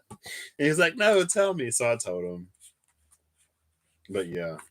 And then like when I first started, my boss was like, I've found out, she was like, I discovered that when you laugh, it's because something bad has happened or something like that. And I was like, sometimes, yeah, but also not always. Sometimes I laugh because I think a funny thought. One of the things that I've really learned in the past 4 to 5 months is how much I enjoy my own company.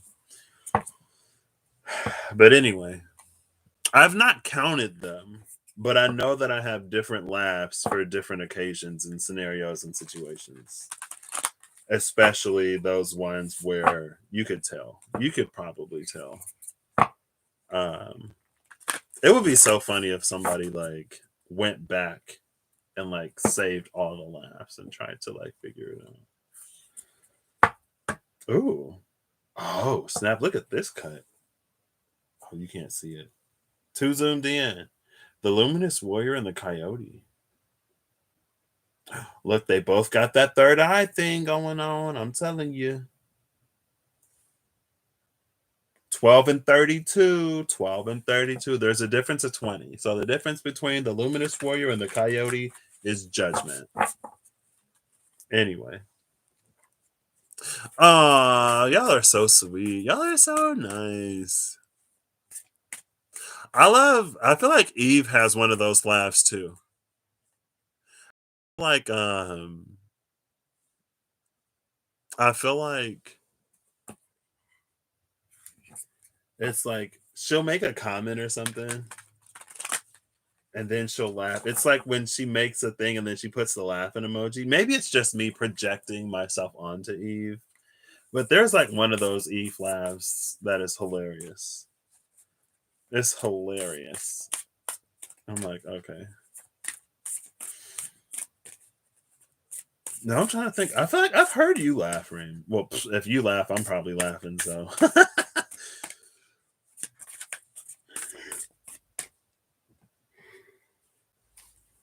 nothing beats a good laugh in the morning.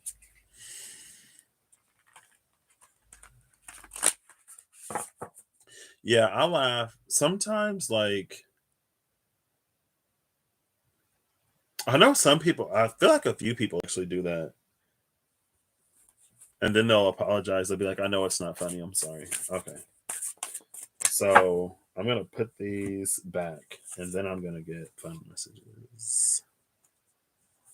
Your laugh is not annoying. Oh my gosh, look, there's the Emperor. The Emperor that was at the bottom of the deck is now at the top. What? It reminds me of, when you were like that tenor. I might listen to that again because that was a good laugh. I was like outside just like laughing. And he was like, "Oh, that tenor."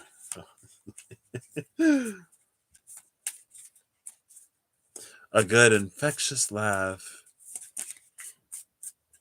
Oh, snap. Judgment. Oh, snap. Oh, snap. Oh, snap. And 27 is a 9. What? Well, first I was like, oh my gosh, it's judgment. When I said the difference between the coyote and the luminous warrior is 20, which is judgment. Well, here's number 20. But then I looked at the birds flying up to the dove and look at the birds. Where the birds going? I'm hungry. The bottom of the deck is the Son of Wands. Though.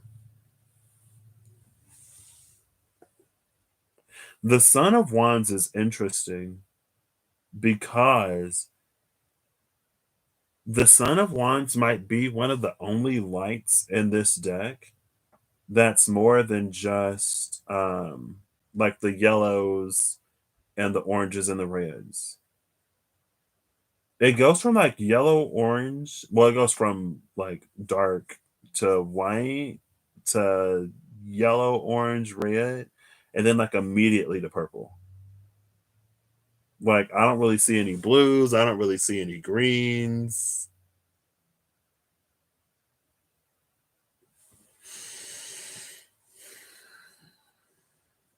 I don't really know what that means. I saw that Son of Wands. Judgment. Oh my gosh, Judgment.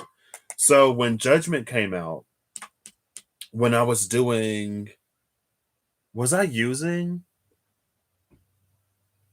Is that when I would use the little decks to clarify the first time I got it? Because it was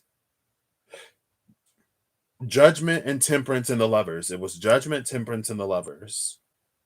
And the Son of Wands was at the bottom of the deck over here with the Fool, maybe? And the Seven of Cups was on the other side with whatever. But the Son of Wands came out when it was about Judgment. I don't remember what it was, but they already came out together once before. And it was basically a message of like learning to enjoy life, and that it's like, we can over prognosticate. We can prognosticate. Hey Siri, define prognosticate. Make sure I'm using that word right. Oh, okay. I'm hungry too. Hey Siri, define prognosticate. It means foretell or prophesy an event in the future. Okay, yes, but also not what I was thinking. I was thinking like over analyzing to the point where we try to see how something's gonna go in the future, but it's like very heady, in a way. But anyway, what was I talking about? We can just like live life and enjoy it and handle things as they come up, because otherwise we're in like a Seven of Cups type of energy, and it's like, it's almost like there aren't any real, it's not that there aren't any solutions either way, but it's like one of my old buddies said, it's like if your GPS is broken, or if you're in an area where you don't get a GPS signal, you're not going to get a signal no matter how long you stay there. So sometimes you got to start moving. Sometimes you have to start driving before the GPS kicks in. And it's very much that energy. And so it's like not to anyone else's detriment, or not to any level of extreme detriment, but it's like, where's the harm in going for the thing that you enjoy? Where's the harm in bringing some passion to life, and like revivifying things, and then going from there, rather than being like in a stationary, like, well, let me make sure I have the best whatever, because it's like either way it's the 7 of cups, and there are many things that you can do, and some of these things you won't discover as not quite it, or as it, until you are in the experience of it, until you make the choice, until you're doing it, and then you're like, oh, like I shouldn't have eaten this, it isn't that great. You know what I mean? So anyway, that's kind of what it was the last time I saw Judgment and the Son of Wands. I think it was in the bigger deck. I'm pretty sure it was in the bigger deck, because I literally just got the smaller one yesterday, and it wasn't yesterday. So anyway, that's what I'm saying. Like, I love Reem's laugh.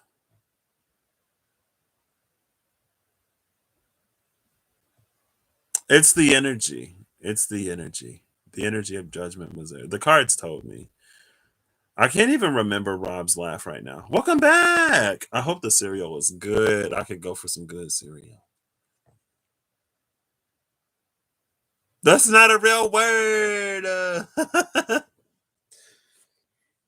Siri is like weird sometimes. Siri will have a super robotic female voice. And I'm like, what did you do with my Siri? You're not my Siri.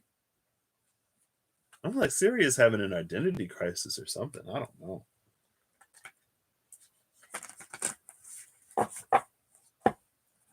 And one time it actually, like, it used both voices in the same sentence. I was like, whoa. It started off as robotic Siri, and then it got it is pretty tasty. Oh. I got some of this cosmic brownie cereal just to try it. It's not that great. I got that Dunkin' Donuts cereal to try it. It was all right. I actually, ooh, that's way too many. The tier. Is it the tier or is it the tear? Spelled the same in English.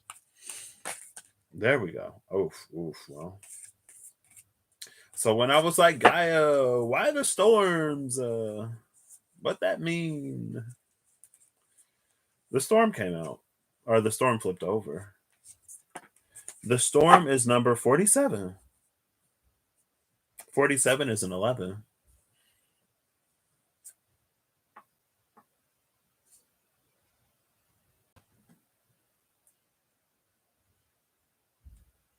I've never noticed this little hand reaching up. Oof, getting real close. You see that little hand? Yeah, you can see it.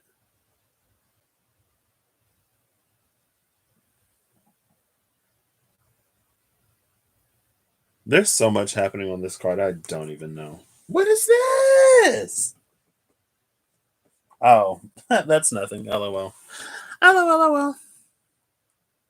Chocolate O's. What? Yeah, Eve, they're not. They're not. Like O's? Because my mom used to get O's. O's are amazing. I've never seen chocolate O's, though. You might have to send me a picture of what you eat. And you might have to send me a box in the mail.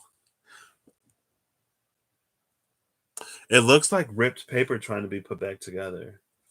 That reminds me of the first episode of the second season of this one anime that was like really hot, I think. I watched it late.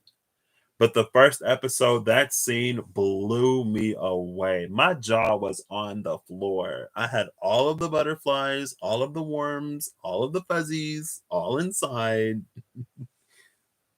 It was like this psychic kid. And there was this girl that dated him. Well, she asked him out as a prank, and he said no, but he kept, like, they hung out anyway. And then she shared that she was writing with him.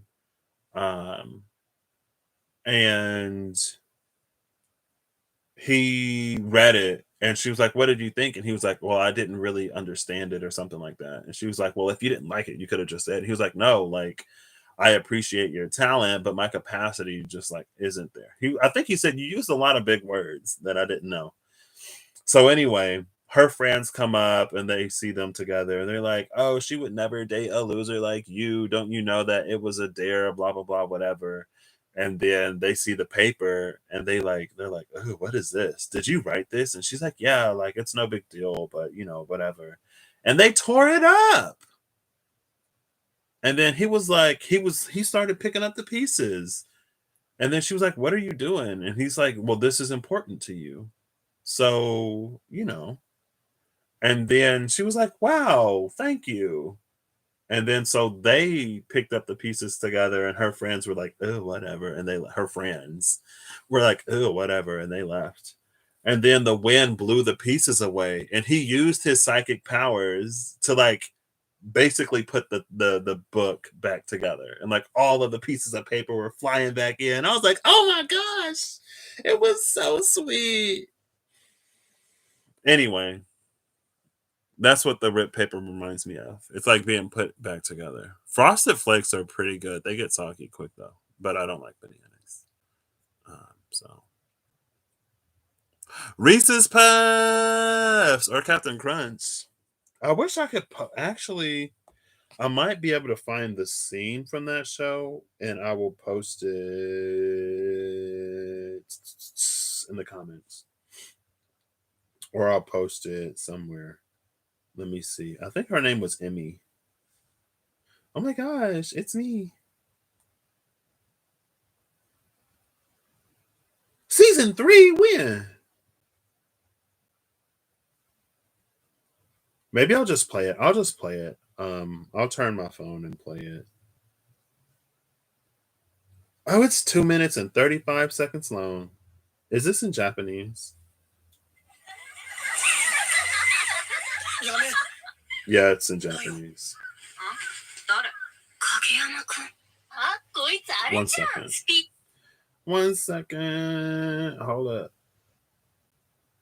I'll probably also link it, but I'm just gonna play it too, because you know. Oh, this one is bigger. So let's go here.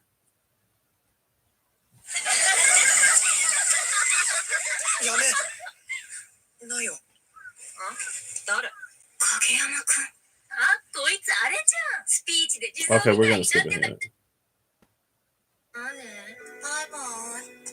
So they're picking it up, and her friends give up, and they're walking away. They're like, "This is lame." They're getting the papers back together.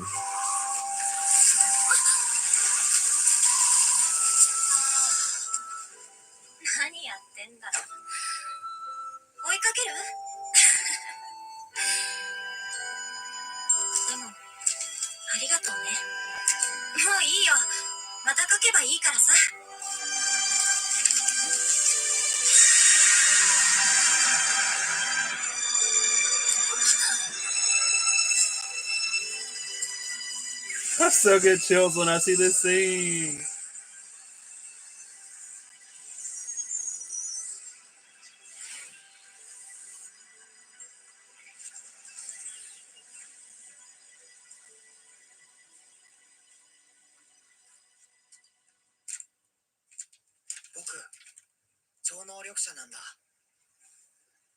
Boom! I was like, what? Okay. Anyway, I was like, oh my gosh! Like I said, I still love it. I might rewatch that episode. Anyway, so yeah, that's what it reminds me of. The torn up paper. Mary Poppins, what? I wish my room cleaned itself.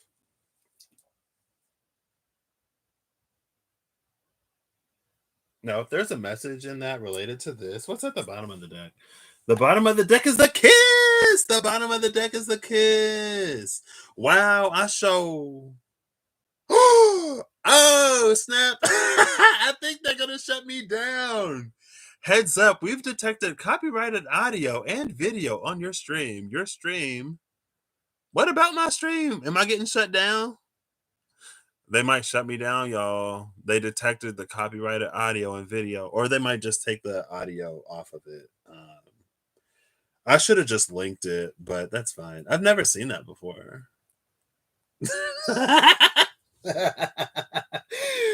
I think I'm in trouble, but the kiss is at the bottom of the deck.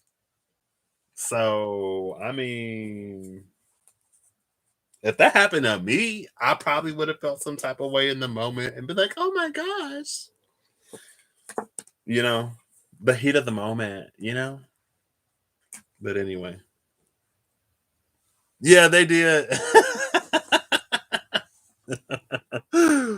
It's fine. If it doesn't save, it wasn't meant to be. That's the man taking us to Paris. Let's go. He will fly you to Paris, literally. So, hey, you know, I wouldn't mind. I don't care. I'm just playing. I mean, it wasn't even like a full minute, was it? So I don't own the rights to that clip I just showed you. It's Mob Psycho 100 episode 1.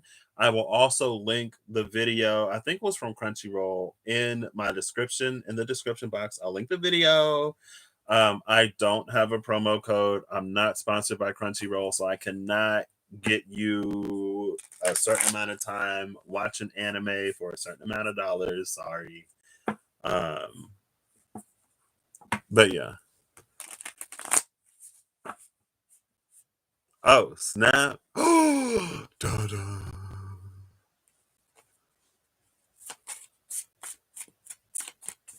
It was only, this was an experience that you all helped me unfold, and it might be between us.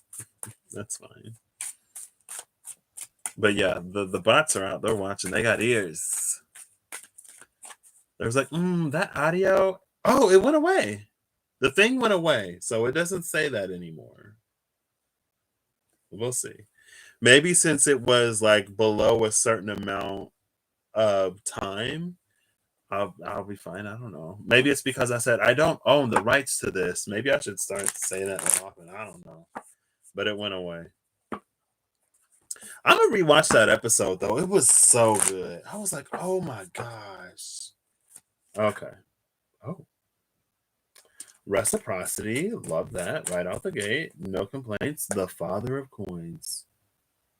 The Father of Coins has the rainbow in his antlers, but I've never noticed this before. It feels like that's written in the sky. Like there's a night sky with a pinnacle drawn on it, and it shines like the sun. I've never seen it that way before. Like between the antlers of this Father of Pentacles, he's like opening up a space, almost like a Ganunga Gap void, and that's what the pinnacle shines through, and it radiates outward. I love that the Father is coming out after we had the questions about the mother and the daughter. The Six of Pentacles, that's way more cards than I thought. I see the Five of Pentacles. The Six of Pentacles, the Six of Swords, and the Five of Pentacles. Well, maybe it's the 5, the 6, and then the 6. See, but the thing, this almost takes me back to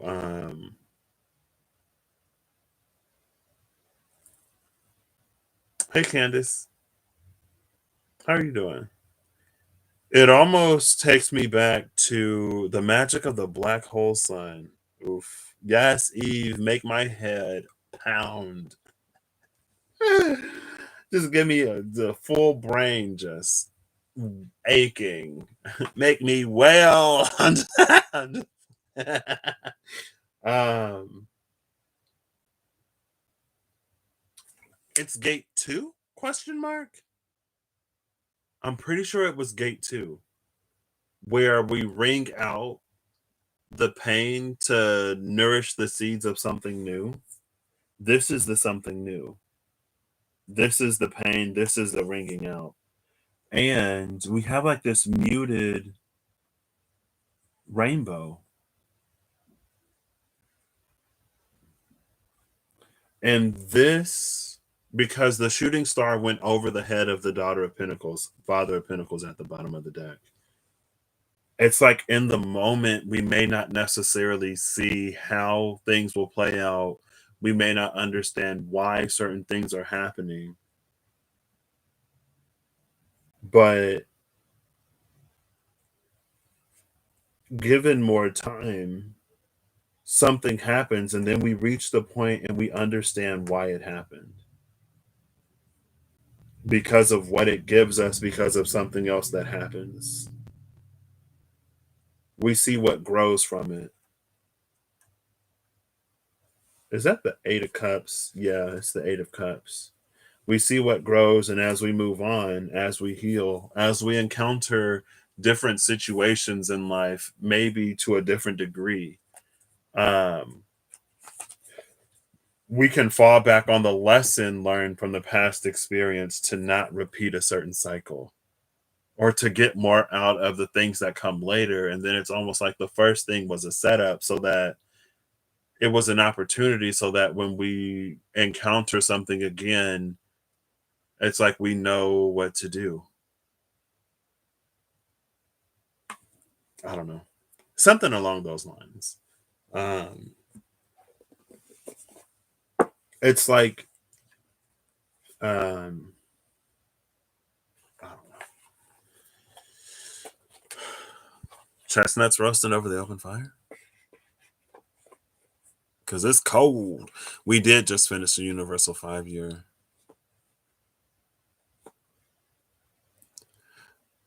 Wait, that was with Goddess Salah? Oh, that's a song? Oof. I did not know that was a song. Was it? Yeah, yeah. I don't know why I thought it was Nin Leal.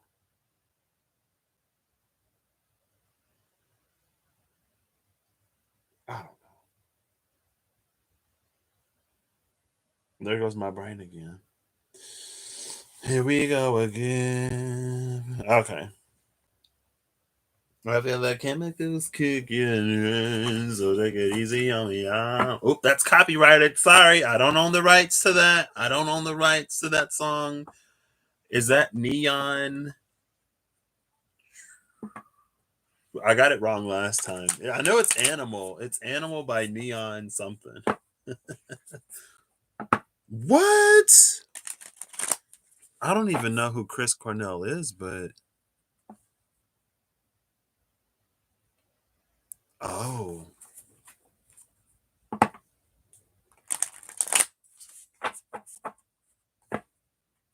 I'm just trying not to get shut down, Miss Rima Hillens.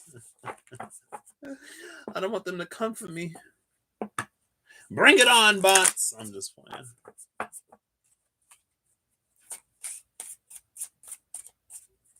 So that song comes with history. Okay. Final animal. I didn't even timestamp. Ooh. Ooh. The scorpion and the lamb. What an interesting combination.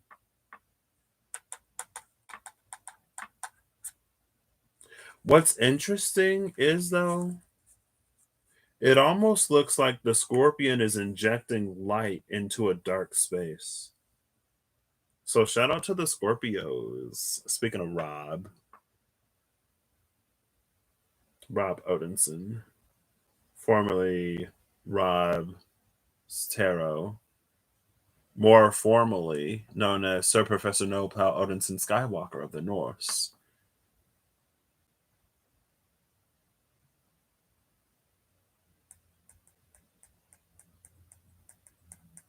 This feels unseen.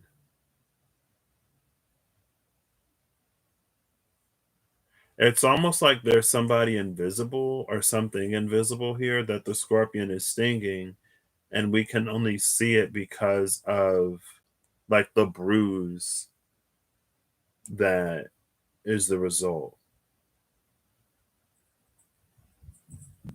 And so in that way, it also reminds me too of that coyote energy, where it's like sometimes we get stung, but we get stung so that there's something within self or something greater that we can see. Because again, it's kind of sort of almost we don't know how strong we are until we have to be.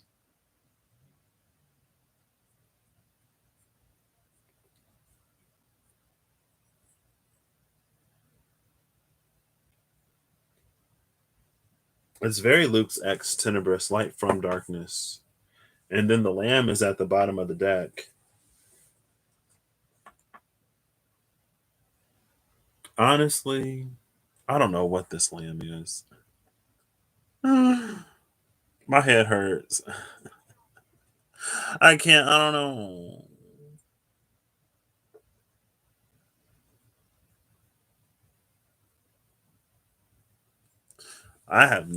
I have no clue, Twitty, but it sounds like it might be worth looking into.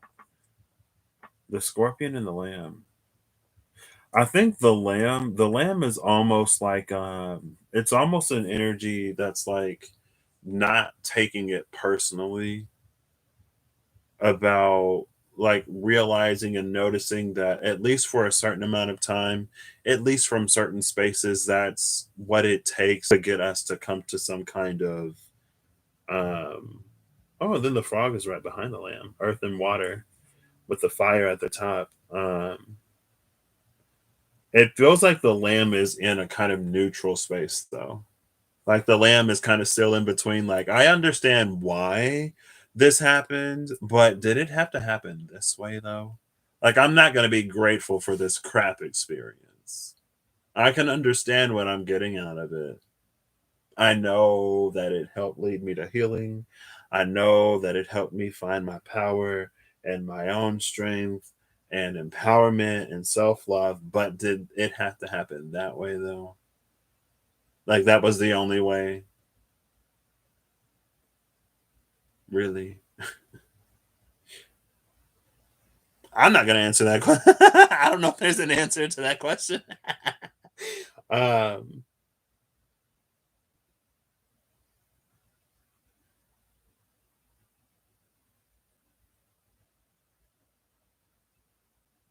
but because the lamb doesn't, oh, maybe it is smiling a little bit. It almost looked a little neutral in the face. Um,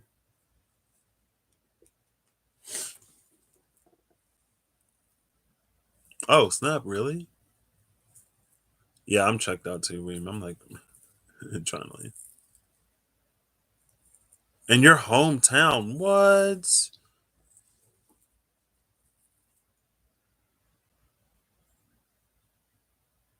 The ears on this lamb are huge.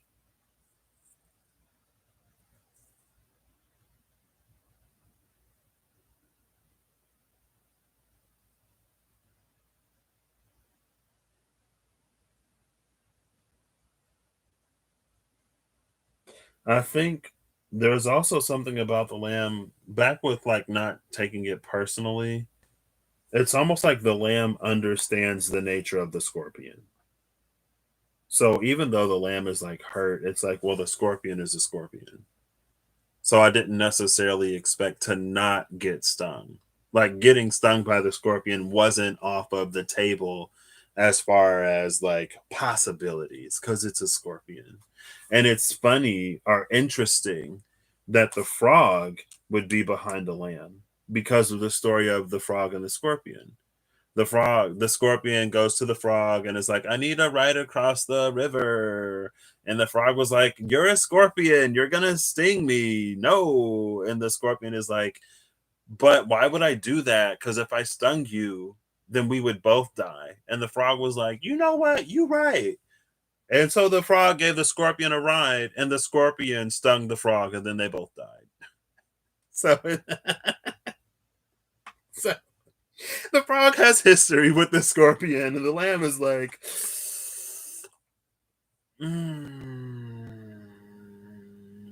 I'm gonna trust my internal guidance on this one, and hope that you find another way to get across the river. I'm going to exercise some healthy boundaries right now or something. I don't know. I just thought that it was interesting that the frog was behind the lamb when it came to the scorpion. Intelligent innocence, new earth lambs, or fully awakened innocence. Excuse me. Ooh, I like that. Maybe the lamb, like, it has a bit of allowing in it too. Like the lamb allows the scorpion to be, but it doesn't necessarily have to allow it at its detriment like the frog did. I don't know. Oh, that was such a good shuffle for such a good minute. It's been like 2 hours. Thank y'all for being here.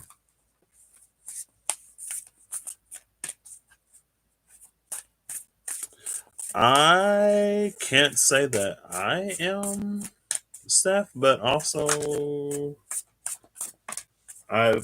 first of all, I've never been super huge into a lot of movies, and second of all, I'm almost 29, so um, I watched a lot of like Disney growing up.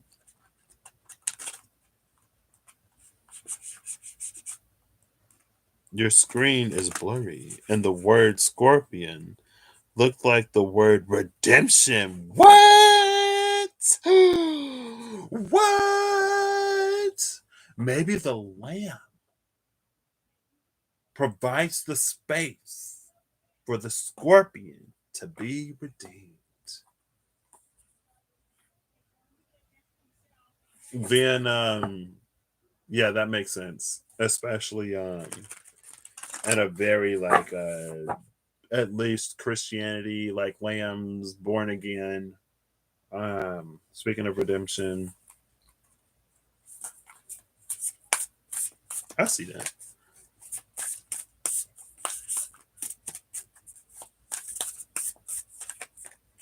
Did the lamb come out before? Maybe not. I don't know, but I like that redemption. Oh, that's a lot. Stand still and flow. Well, look at that. We got flow and stand still. What's the redemption song? I think Bob Marley did redemption song, but the version that I heard was not Bob Marley.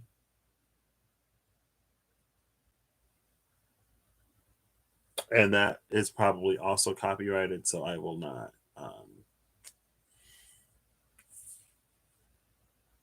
Oh, this is interesting.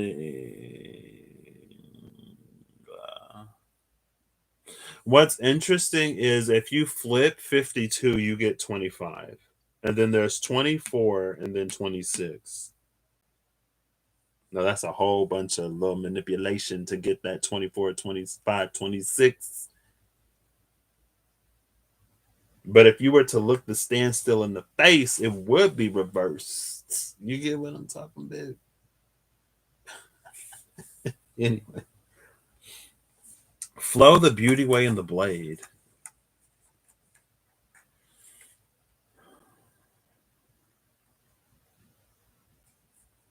It's almost like cutting through standstill energy.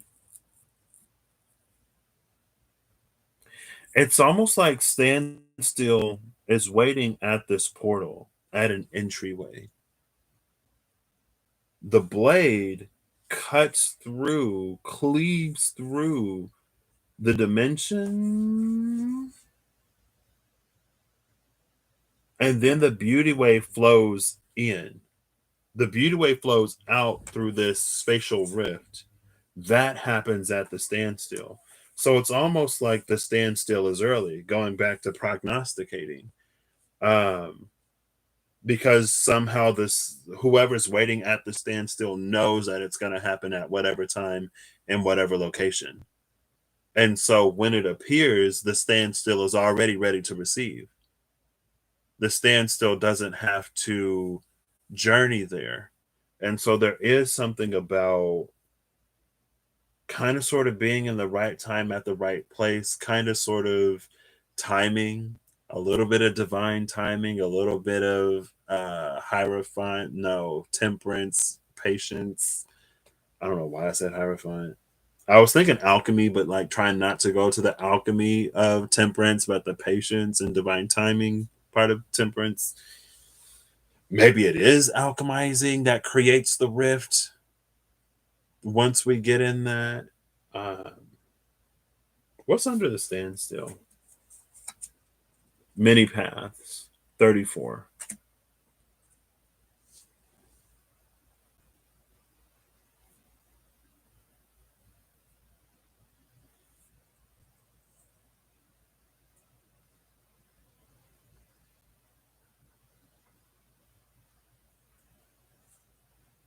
It feels like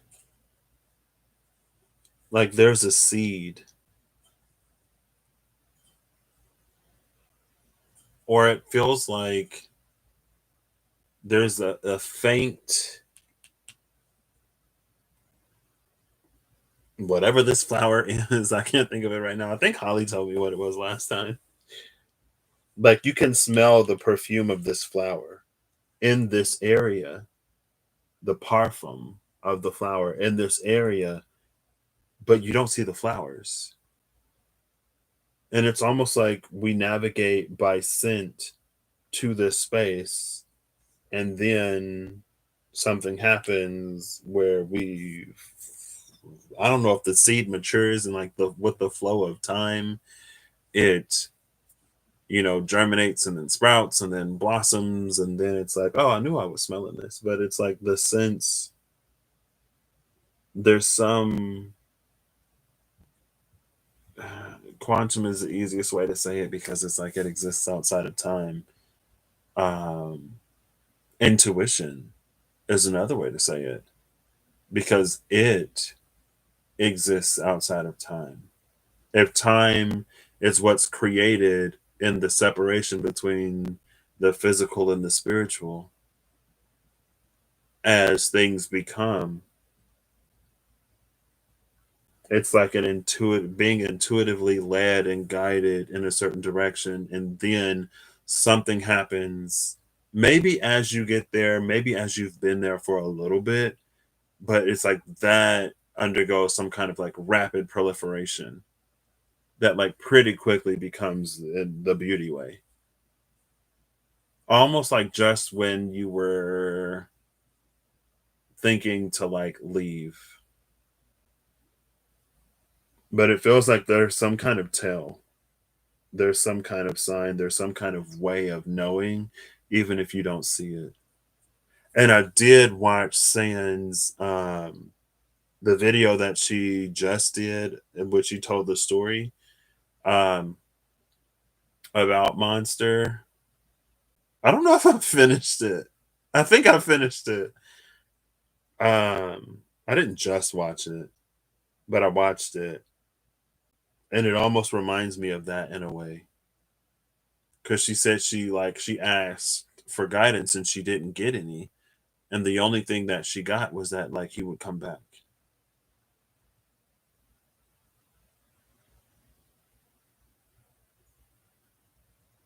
And so there's something about like maybe there are things that have to transpire in order to more neatly align it, but I don't know why it made me think of that in particular. Like I feel like that was gonna unfold in a way, and I kind of lost it.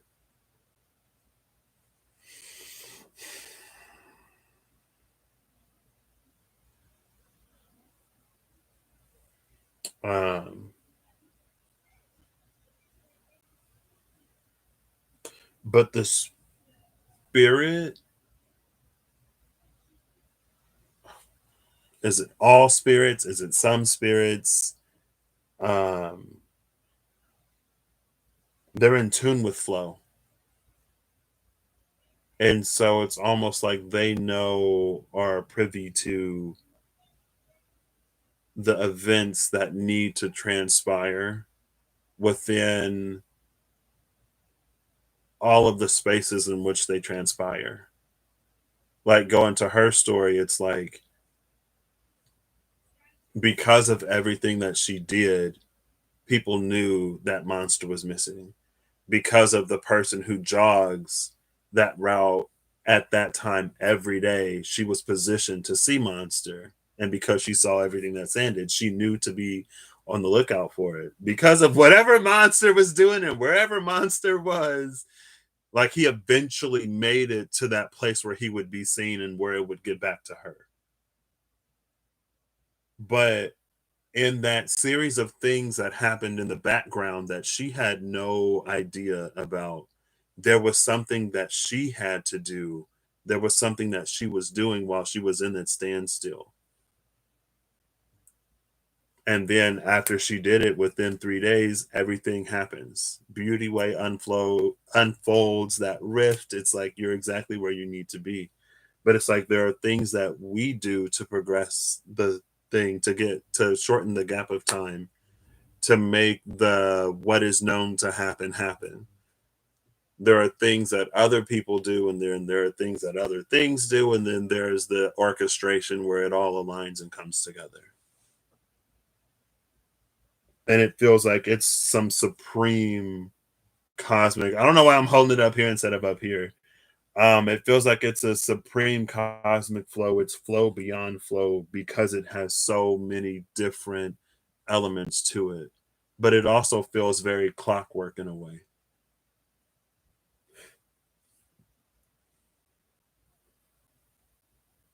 And so all we can do is what we can do and more or less kind of wait. What was under this card? Many paths. Many paths for sure.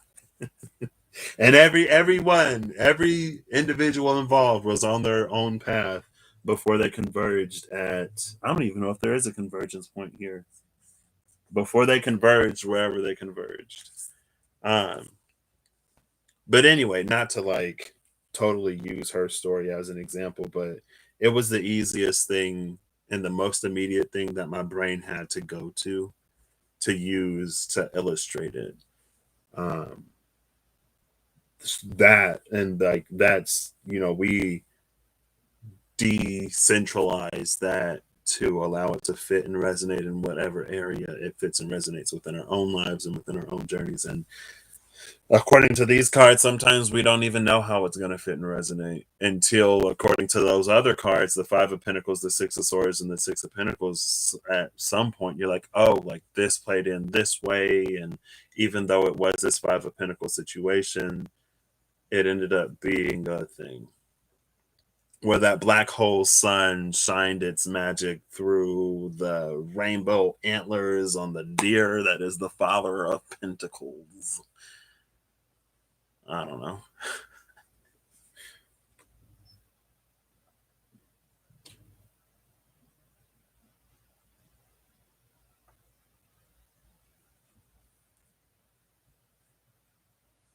And that way also, the 20 is representative of the 2020, 2021, 2022. It's the two judgment-ish energy that precedes all of it, right? But there's the 4, which is 2020, the 6, which is 2022. There's no 5 here. That is the 2021 besides the standstill.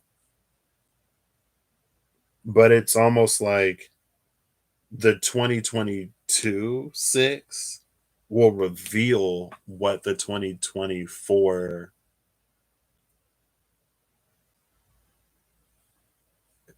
it's almost like it hit it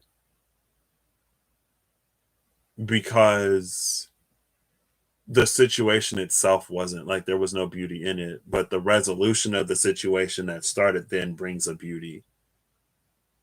Like there's a beauty that results because of what happened and because of what happens. You know what I mean? Maybe this is the 2025. I actually saw the number 2025 today.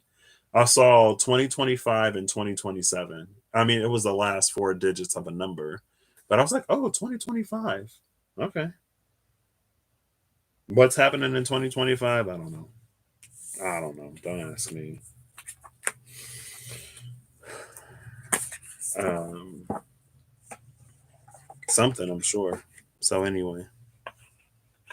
Yeah, he was with all the other feral kitties. And she said like he looked clean and fed and healthy. So he was taken care of while he was out doing his thing. Um, but yeah. When did I watch that? I don't know. I saw it at some point. So anyway. Smell memories are the strongest. Makes sense that spirit would use fragrance.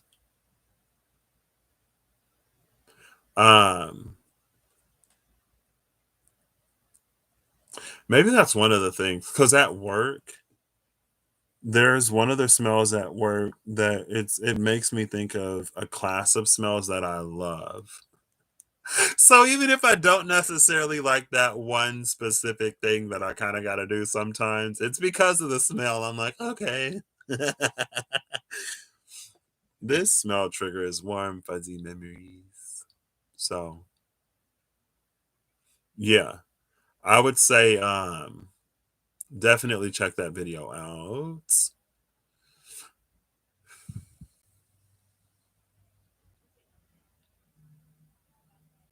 Ooh, I'm trying to catch up on the chat real quick before I say good night, everyone. I'll see you at some point, I'm sure. Don't know when or where. Well, the where is here, probably. Um,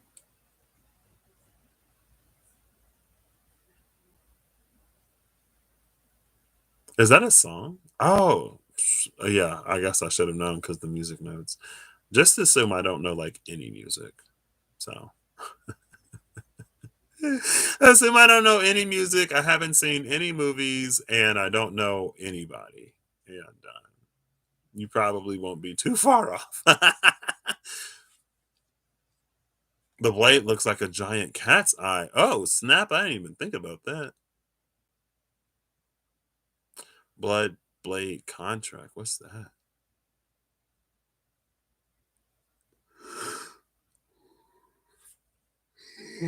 Excuse me. I guess the song can't stick in your head if you don't know it.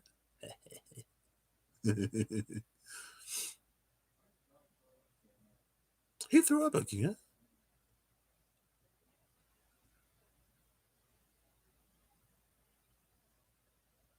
Okay.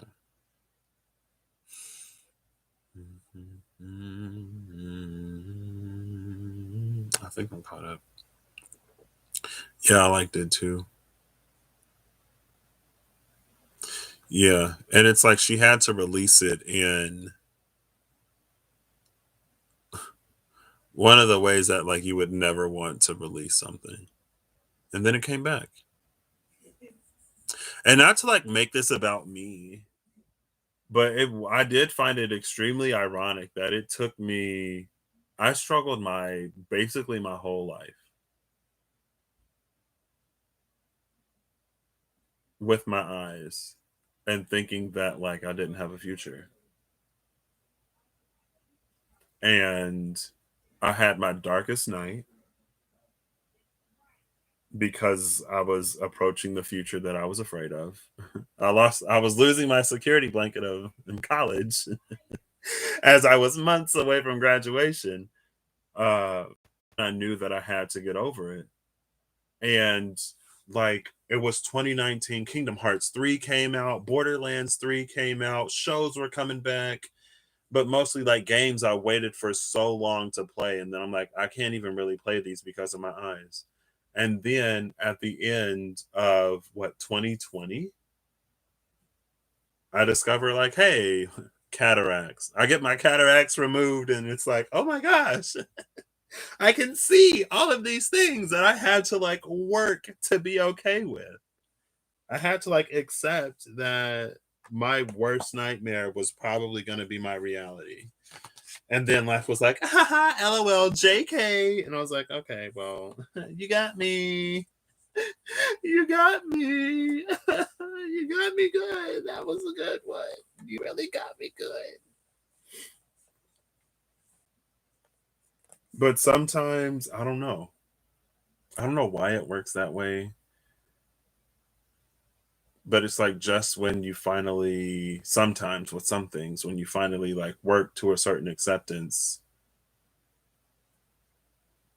then it's like it comes back or it ends up not being a thing. And of course, you're grateful, right? It's, of course, but I don't know. Anyway.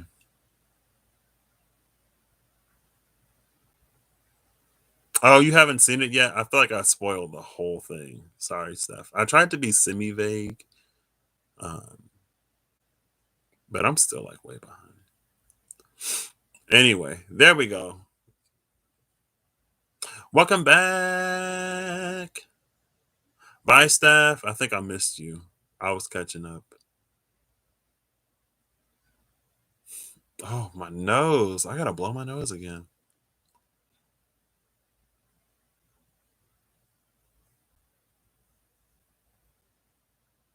You have a striped cat? I had a dream about, I think, an orange tabby one time. It was kind of weird. Yeah, I can see. I was like, what? All right. So I hope you all have a good whenever you see this. I hope you're all acting in alignment to make all that you wish to experience your reality. I thank you all for being here, for participating in this experience with me, for allowing it to unfold in the many ways that it unfolded. Um,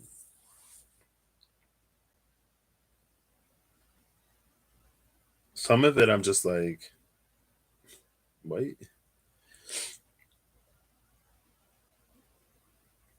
But in a weird way, it almost makes me think of gate number 5 question mark with Goddess Aya.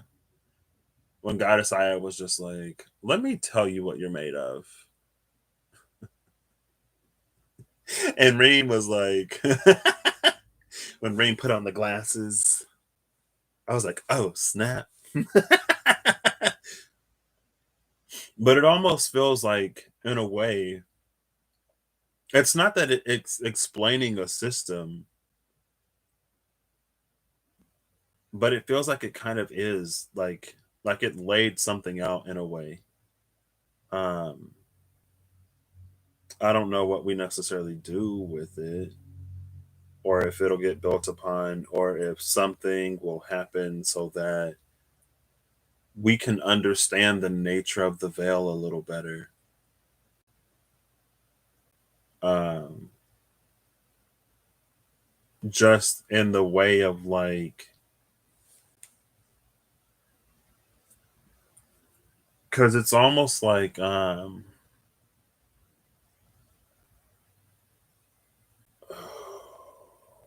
is it like? It's like if you've ever seen a show, it reminds me of one sci-fi show in particular that I love.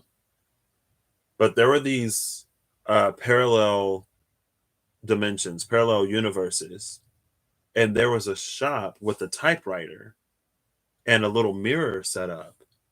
And if you look in the mirror, you can tell what the person on the other side was typing. Or it's like the typewriter would move or something like that.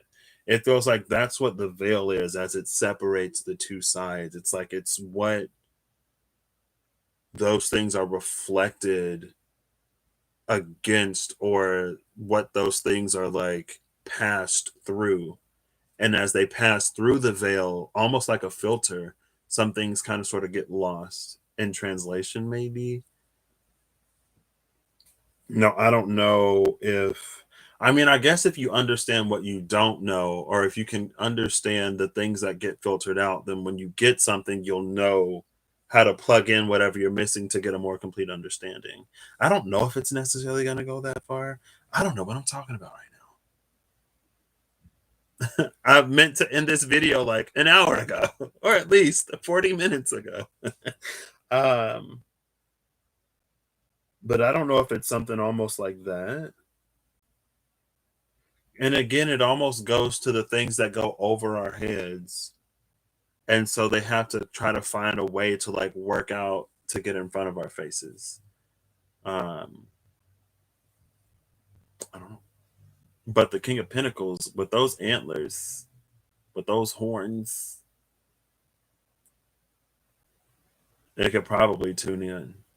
I don't know. I don't know. Anyway, I'll catch you all later. Thank you for being here. If this stream stays up, I need to link it. I'll link it in the description box, the scene from that video. Again, I don't own the right. I feel like I'm like, please, YouTube, do not take my video down. Anyway, I'll catch y'all later. Thanks again. Bye.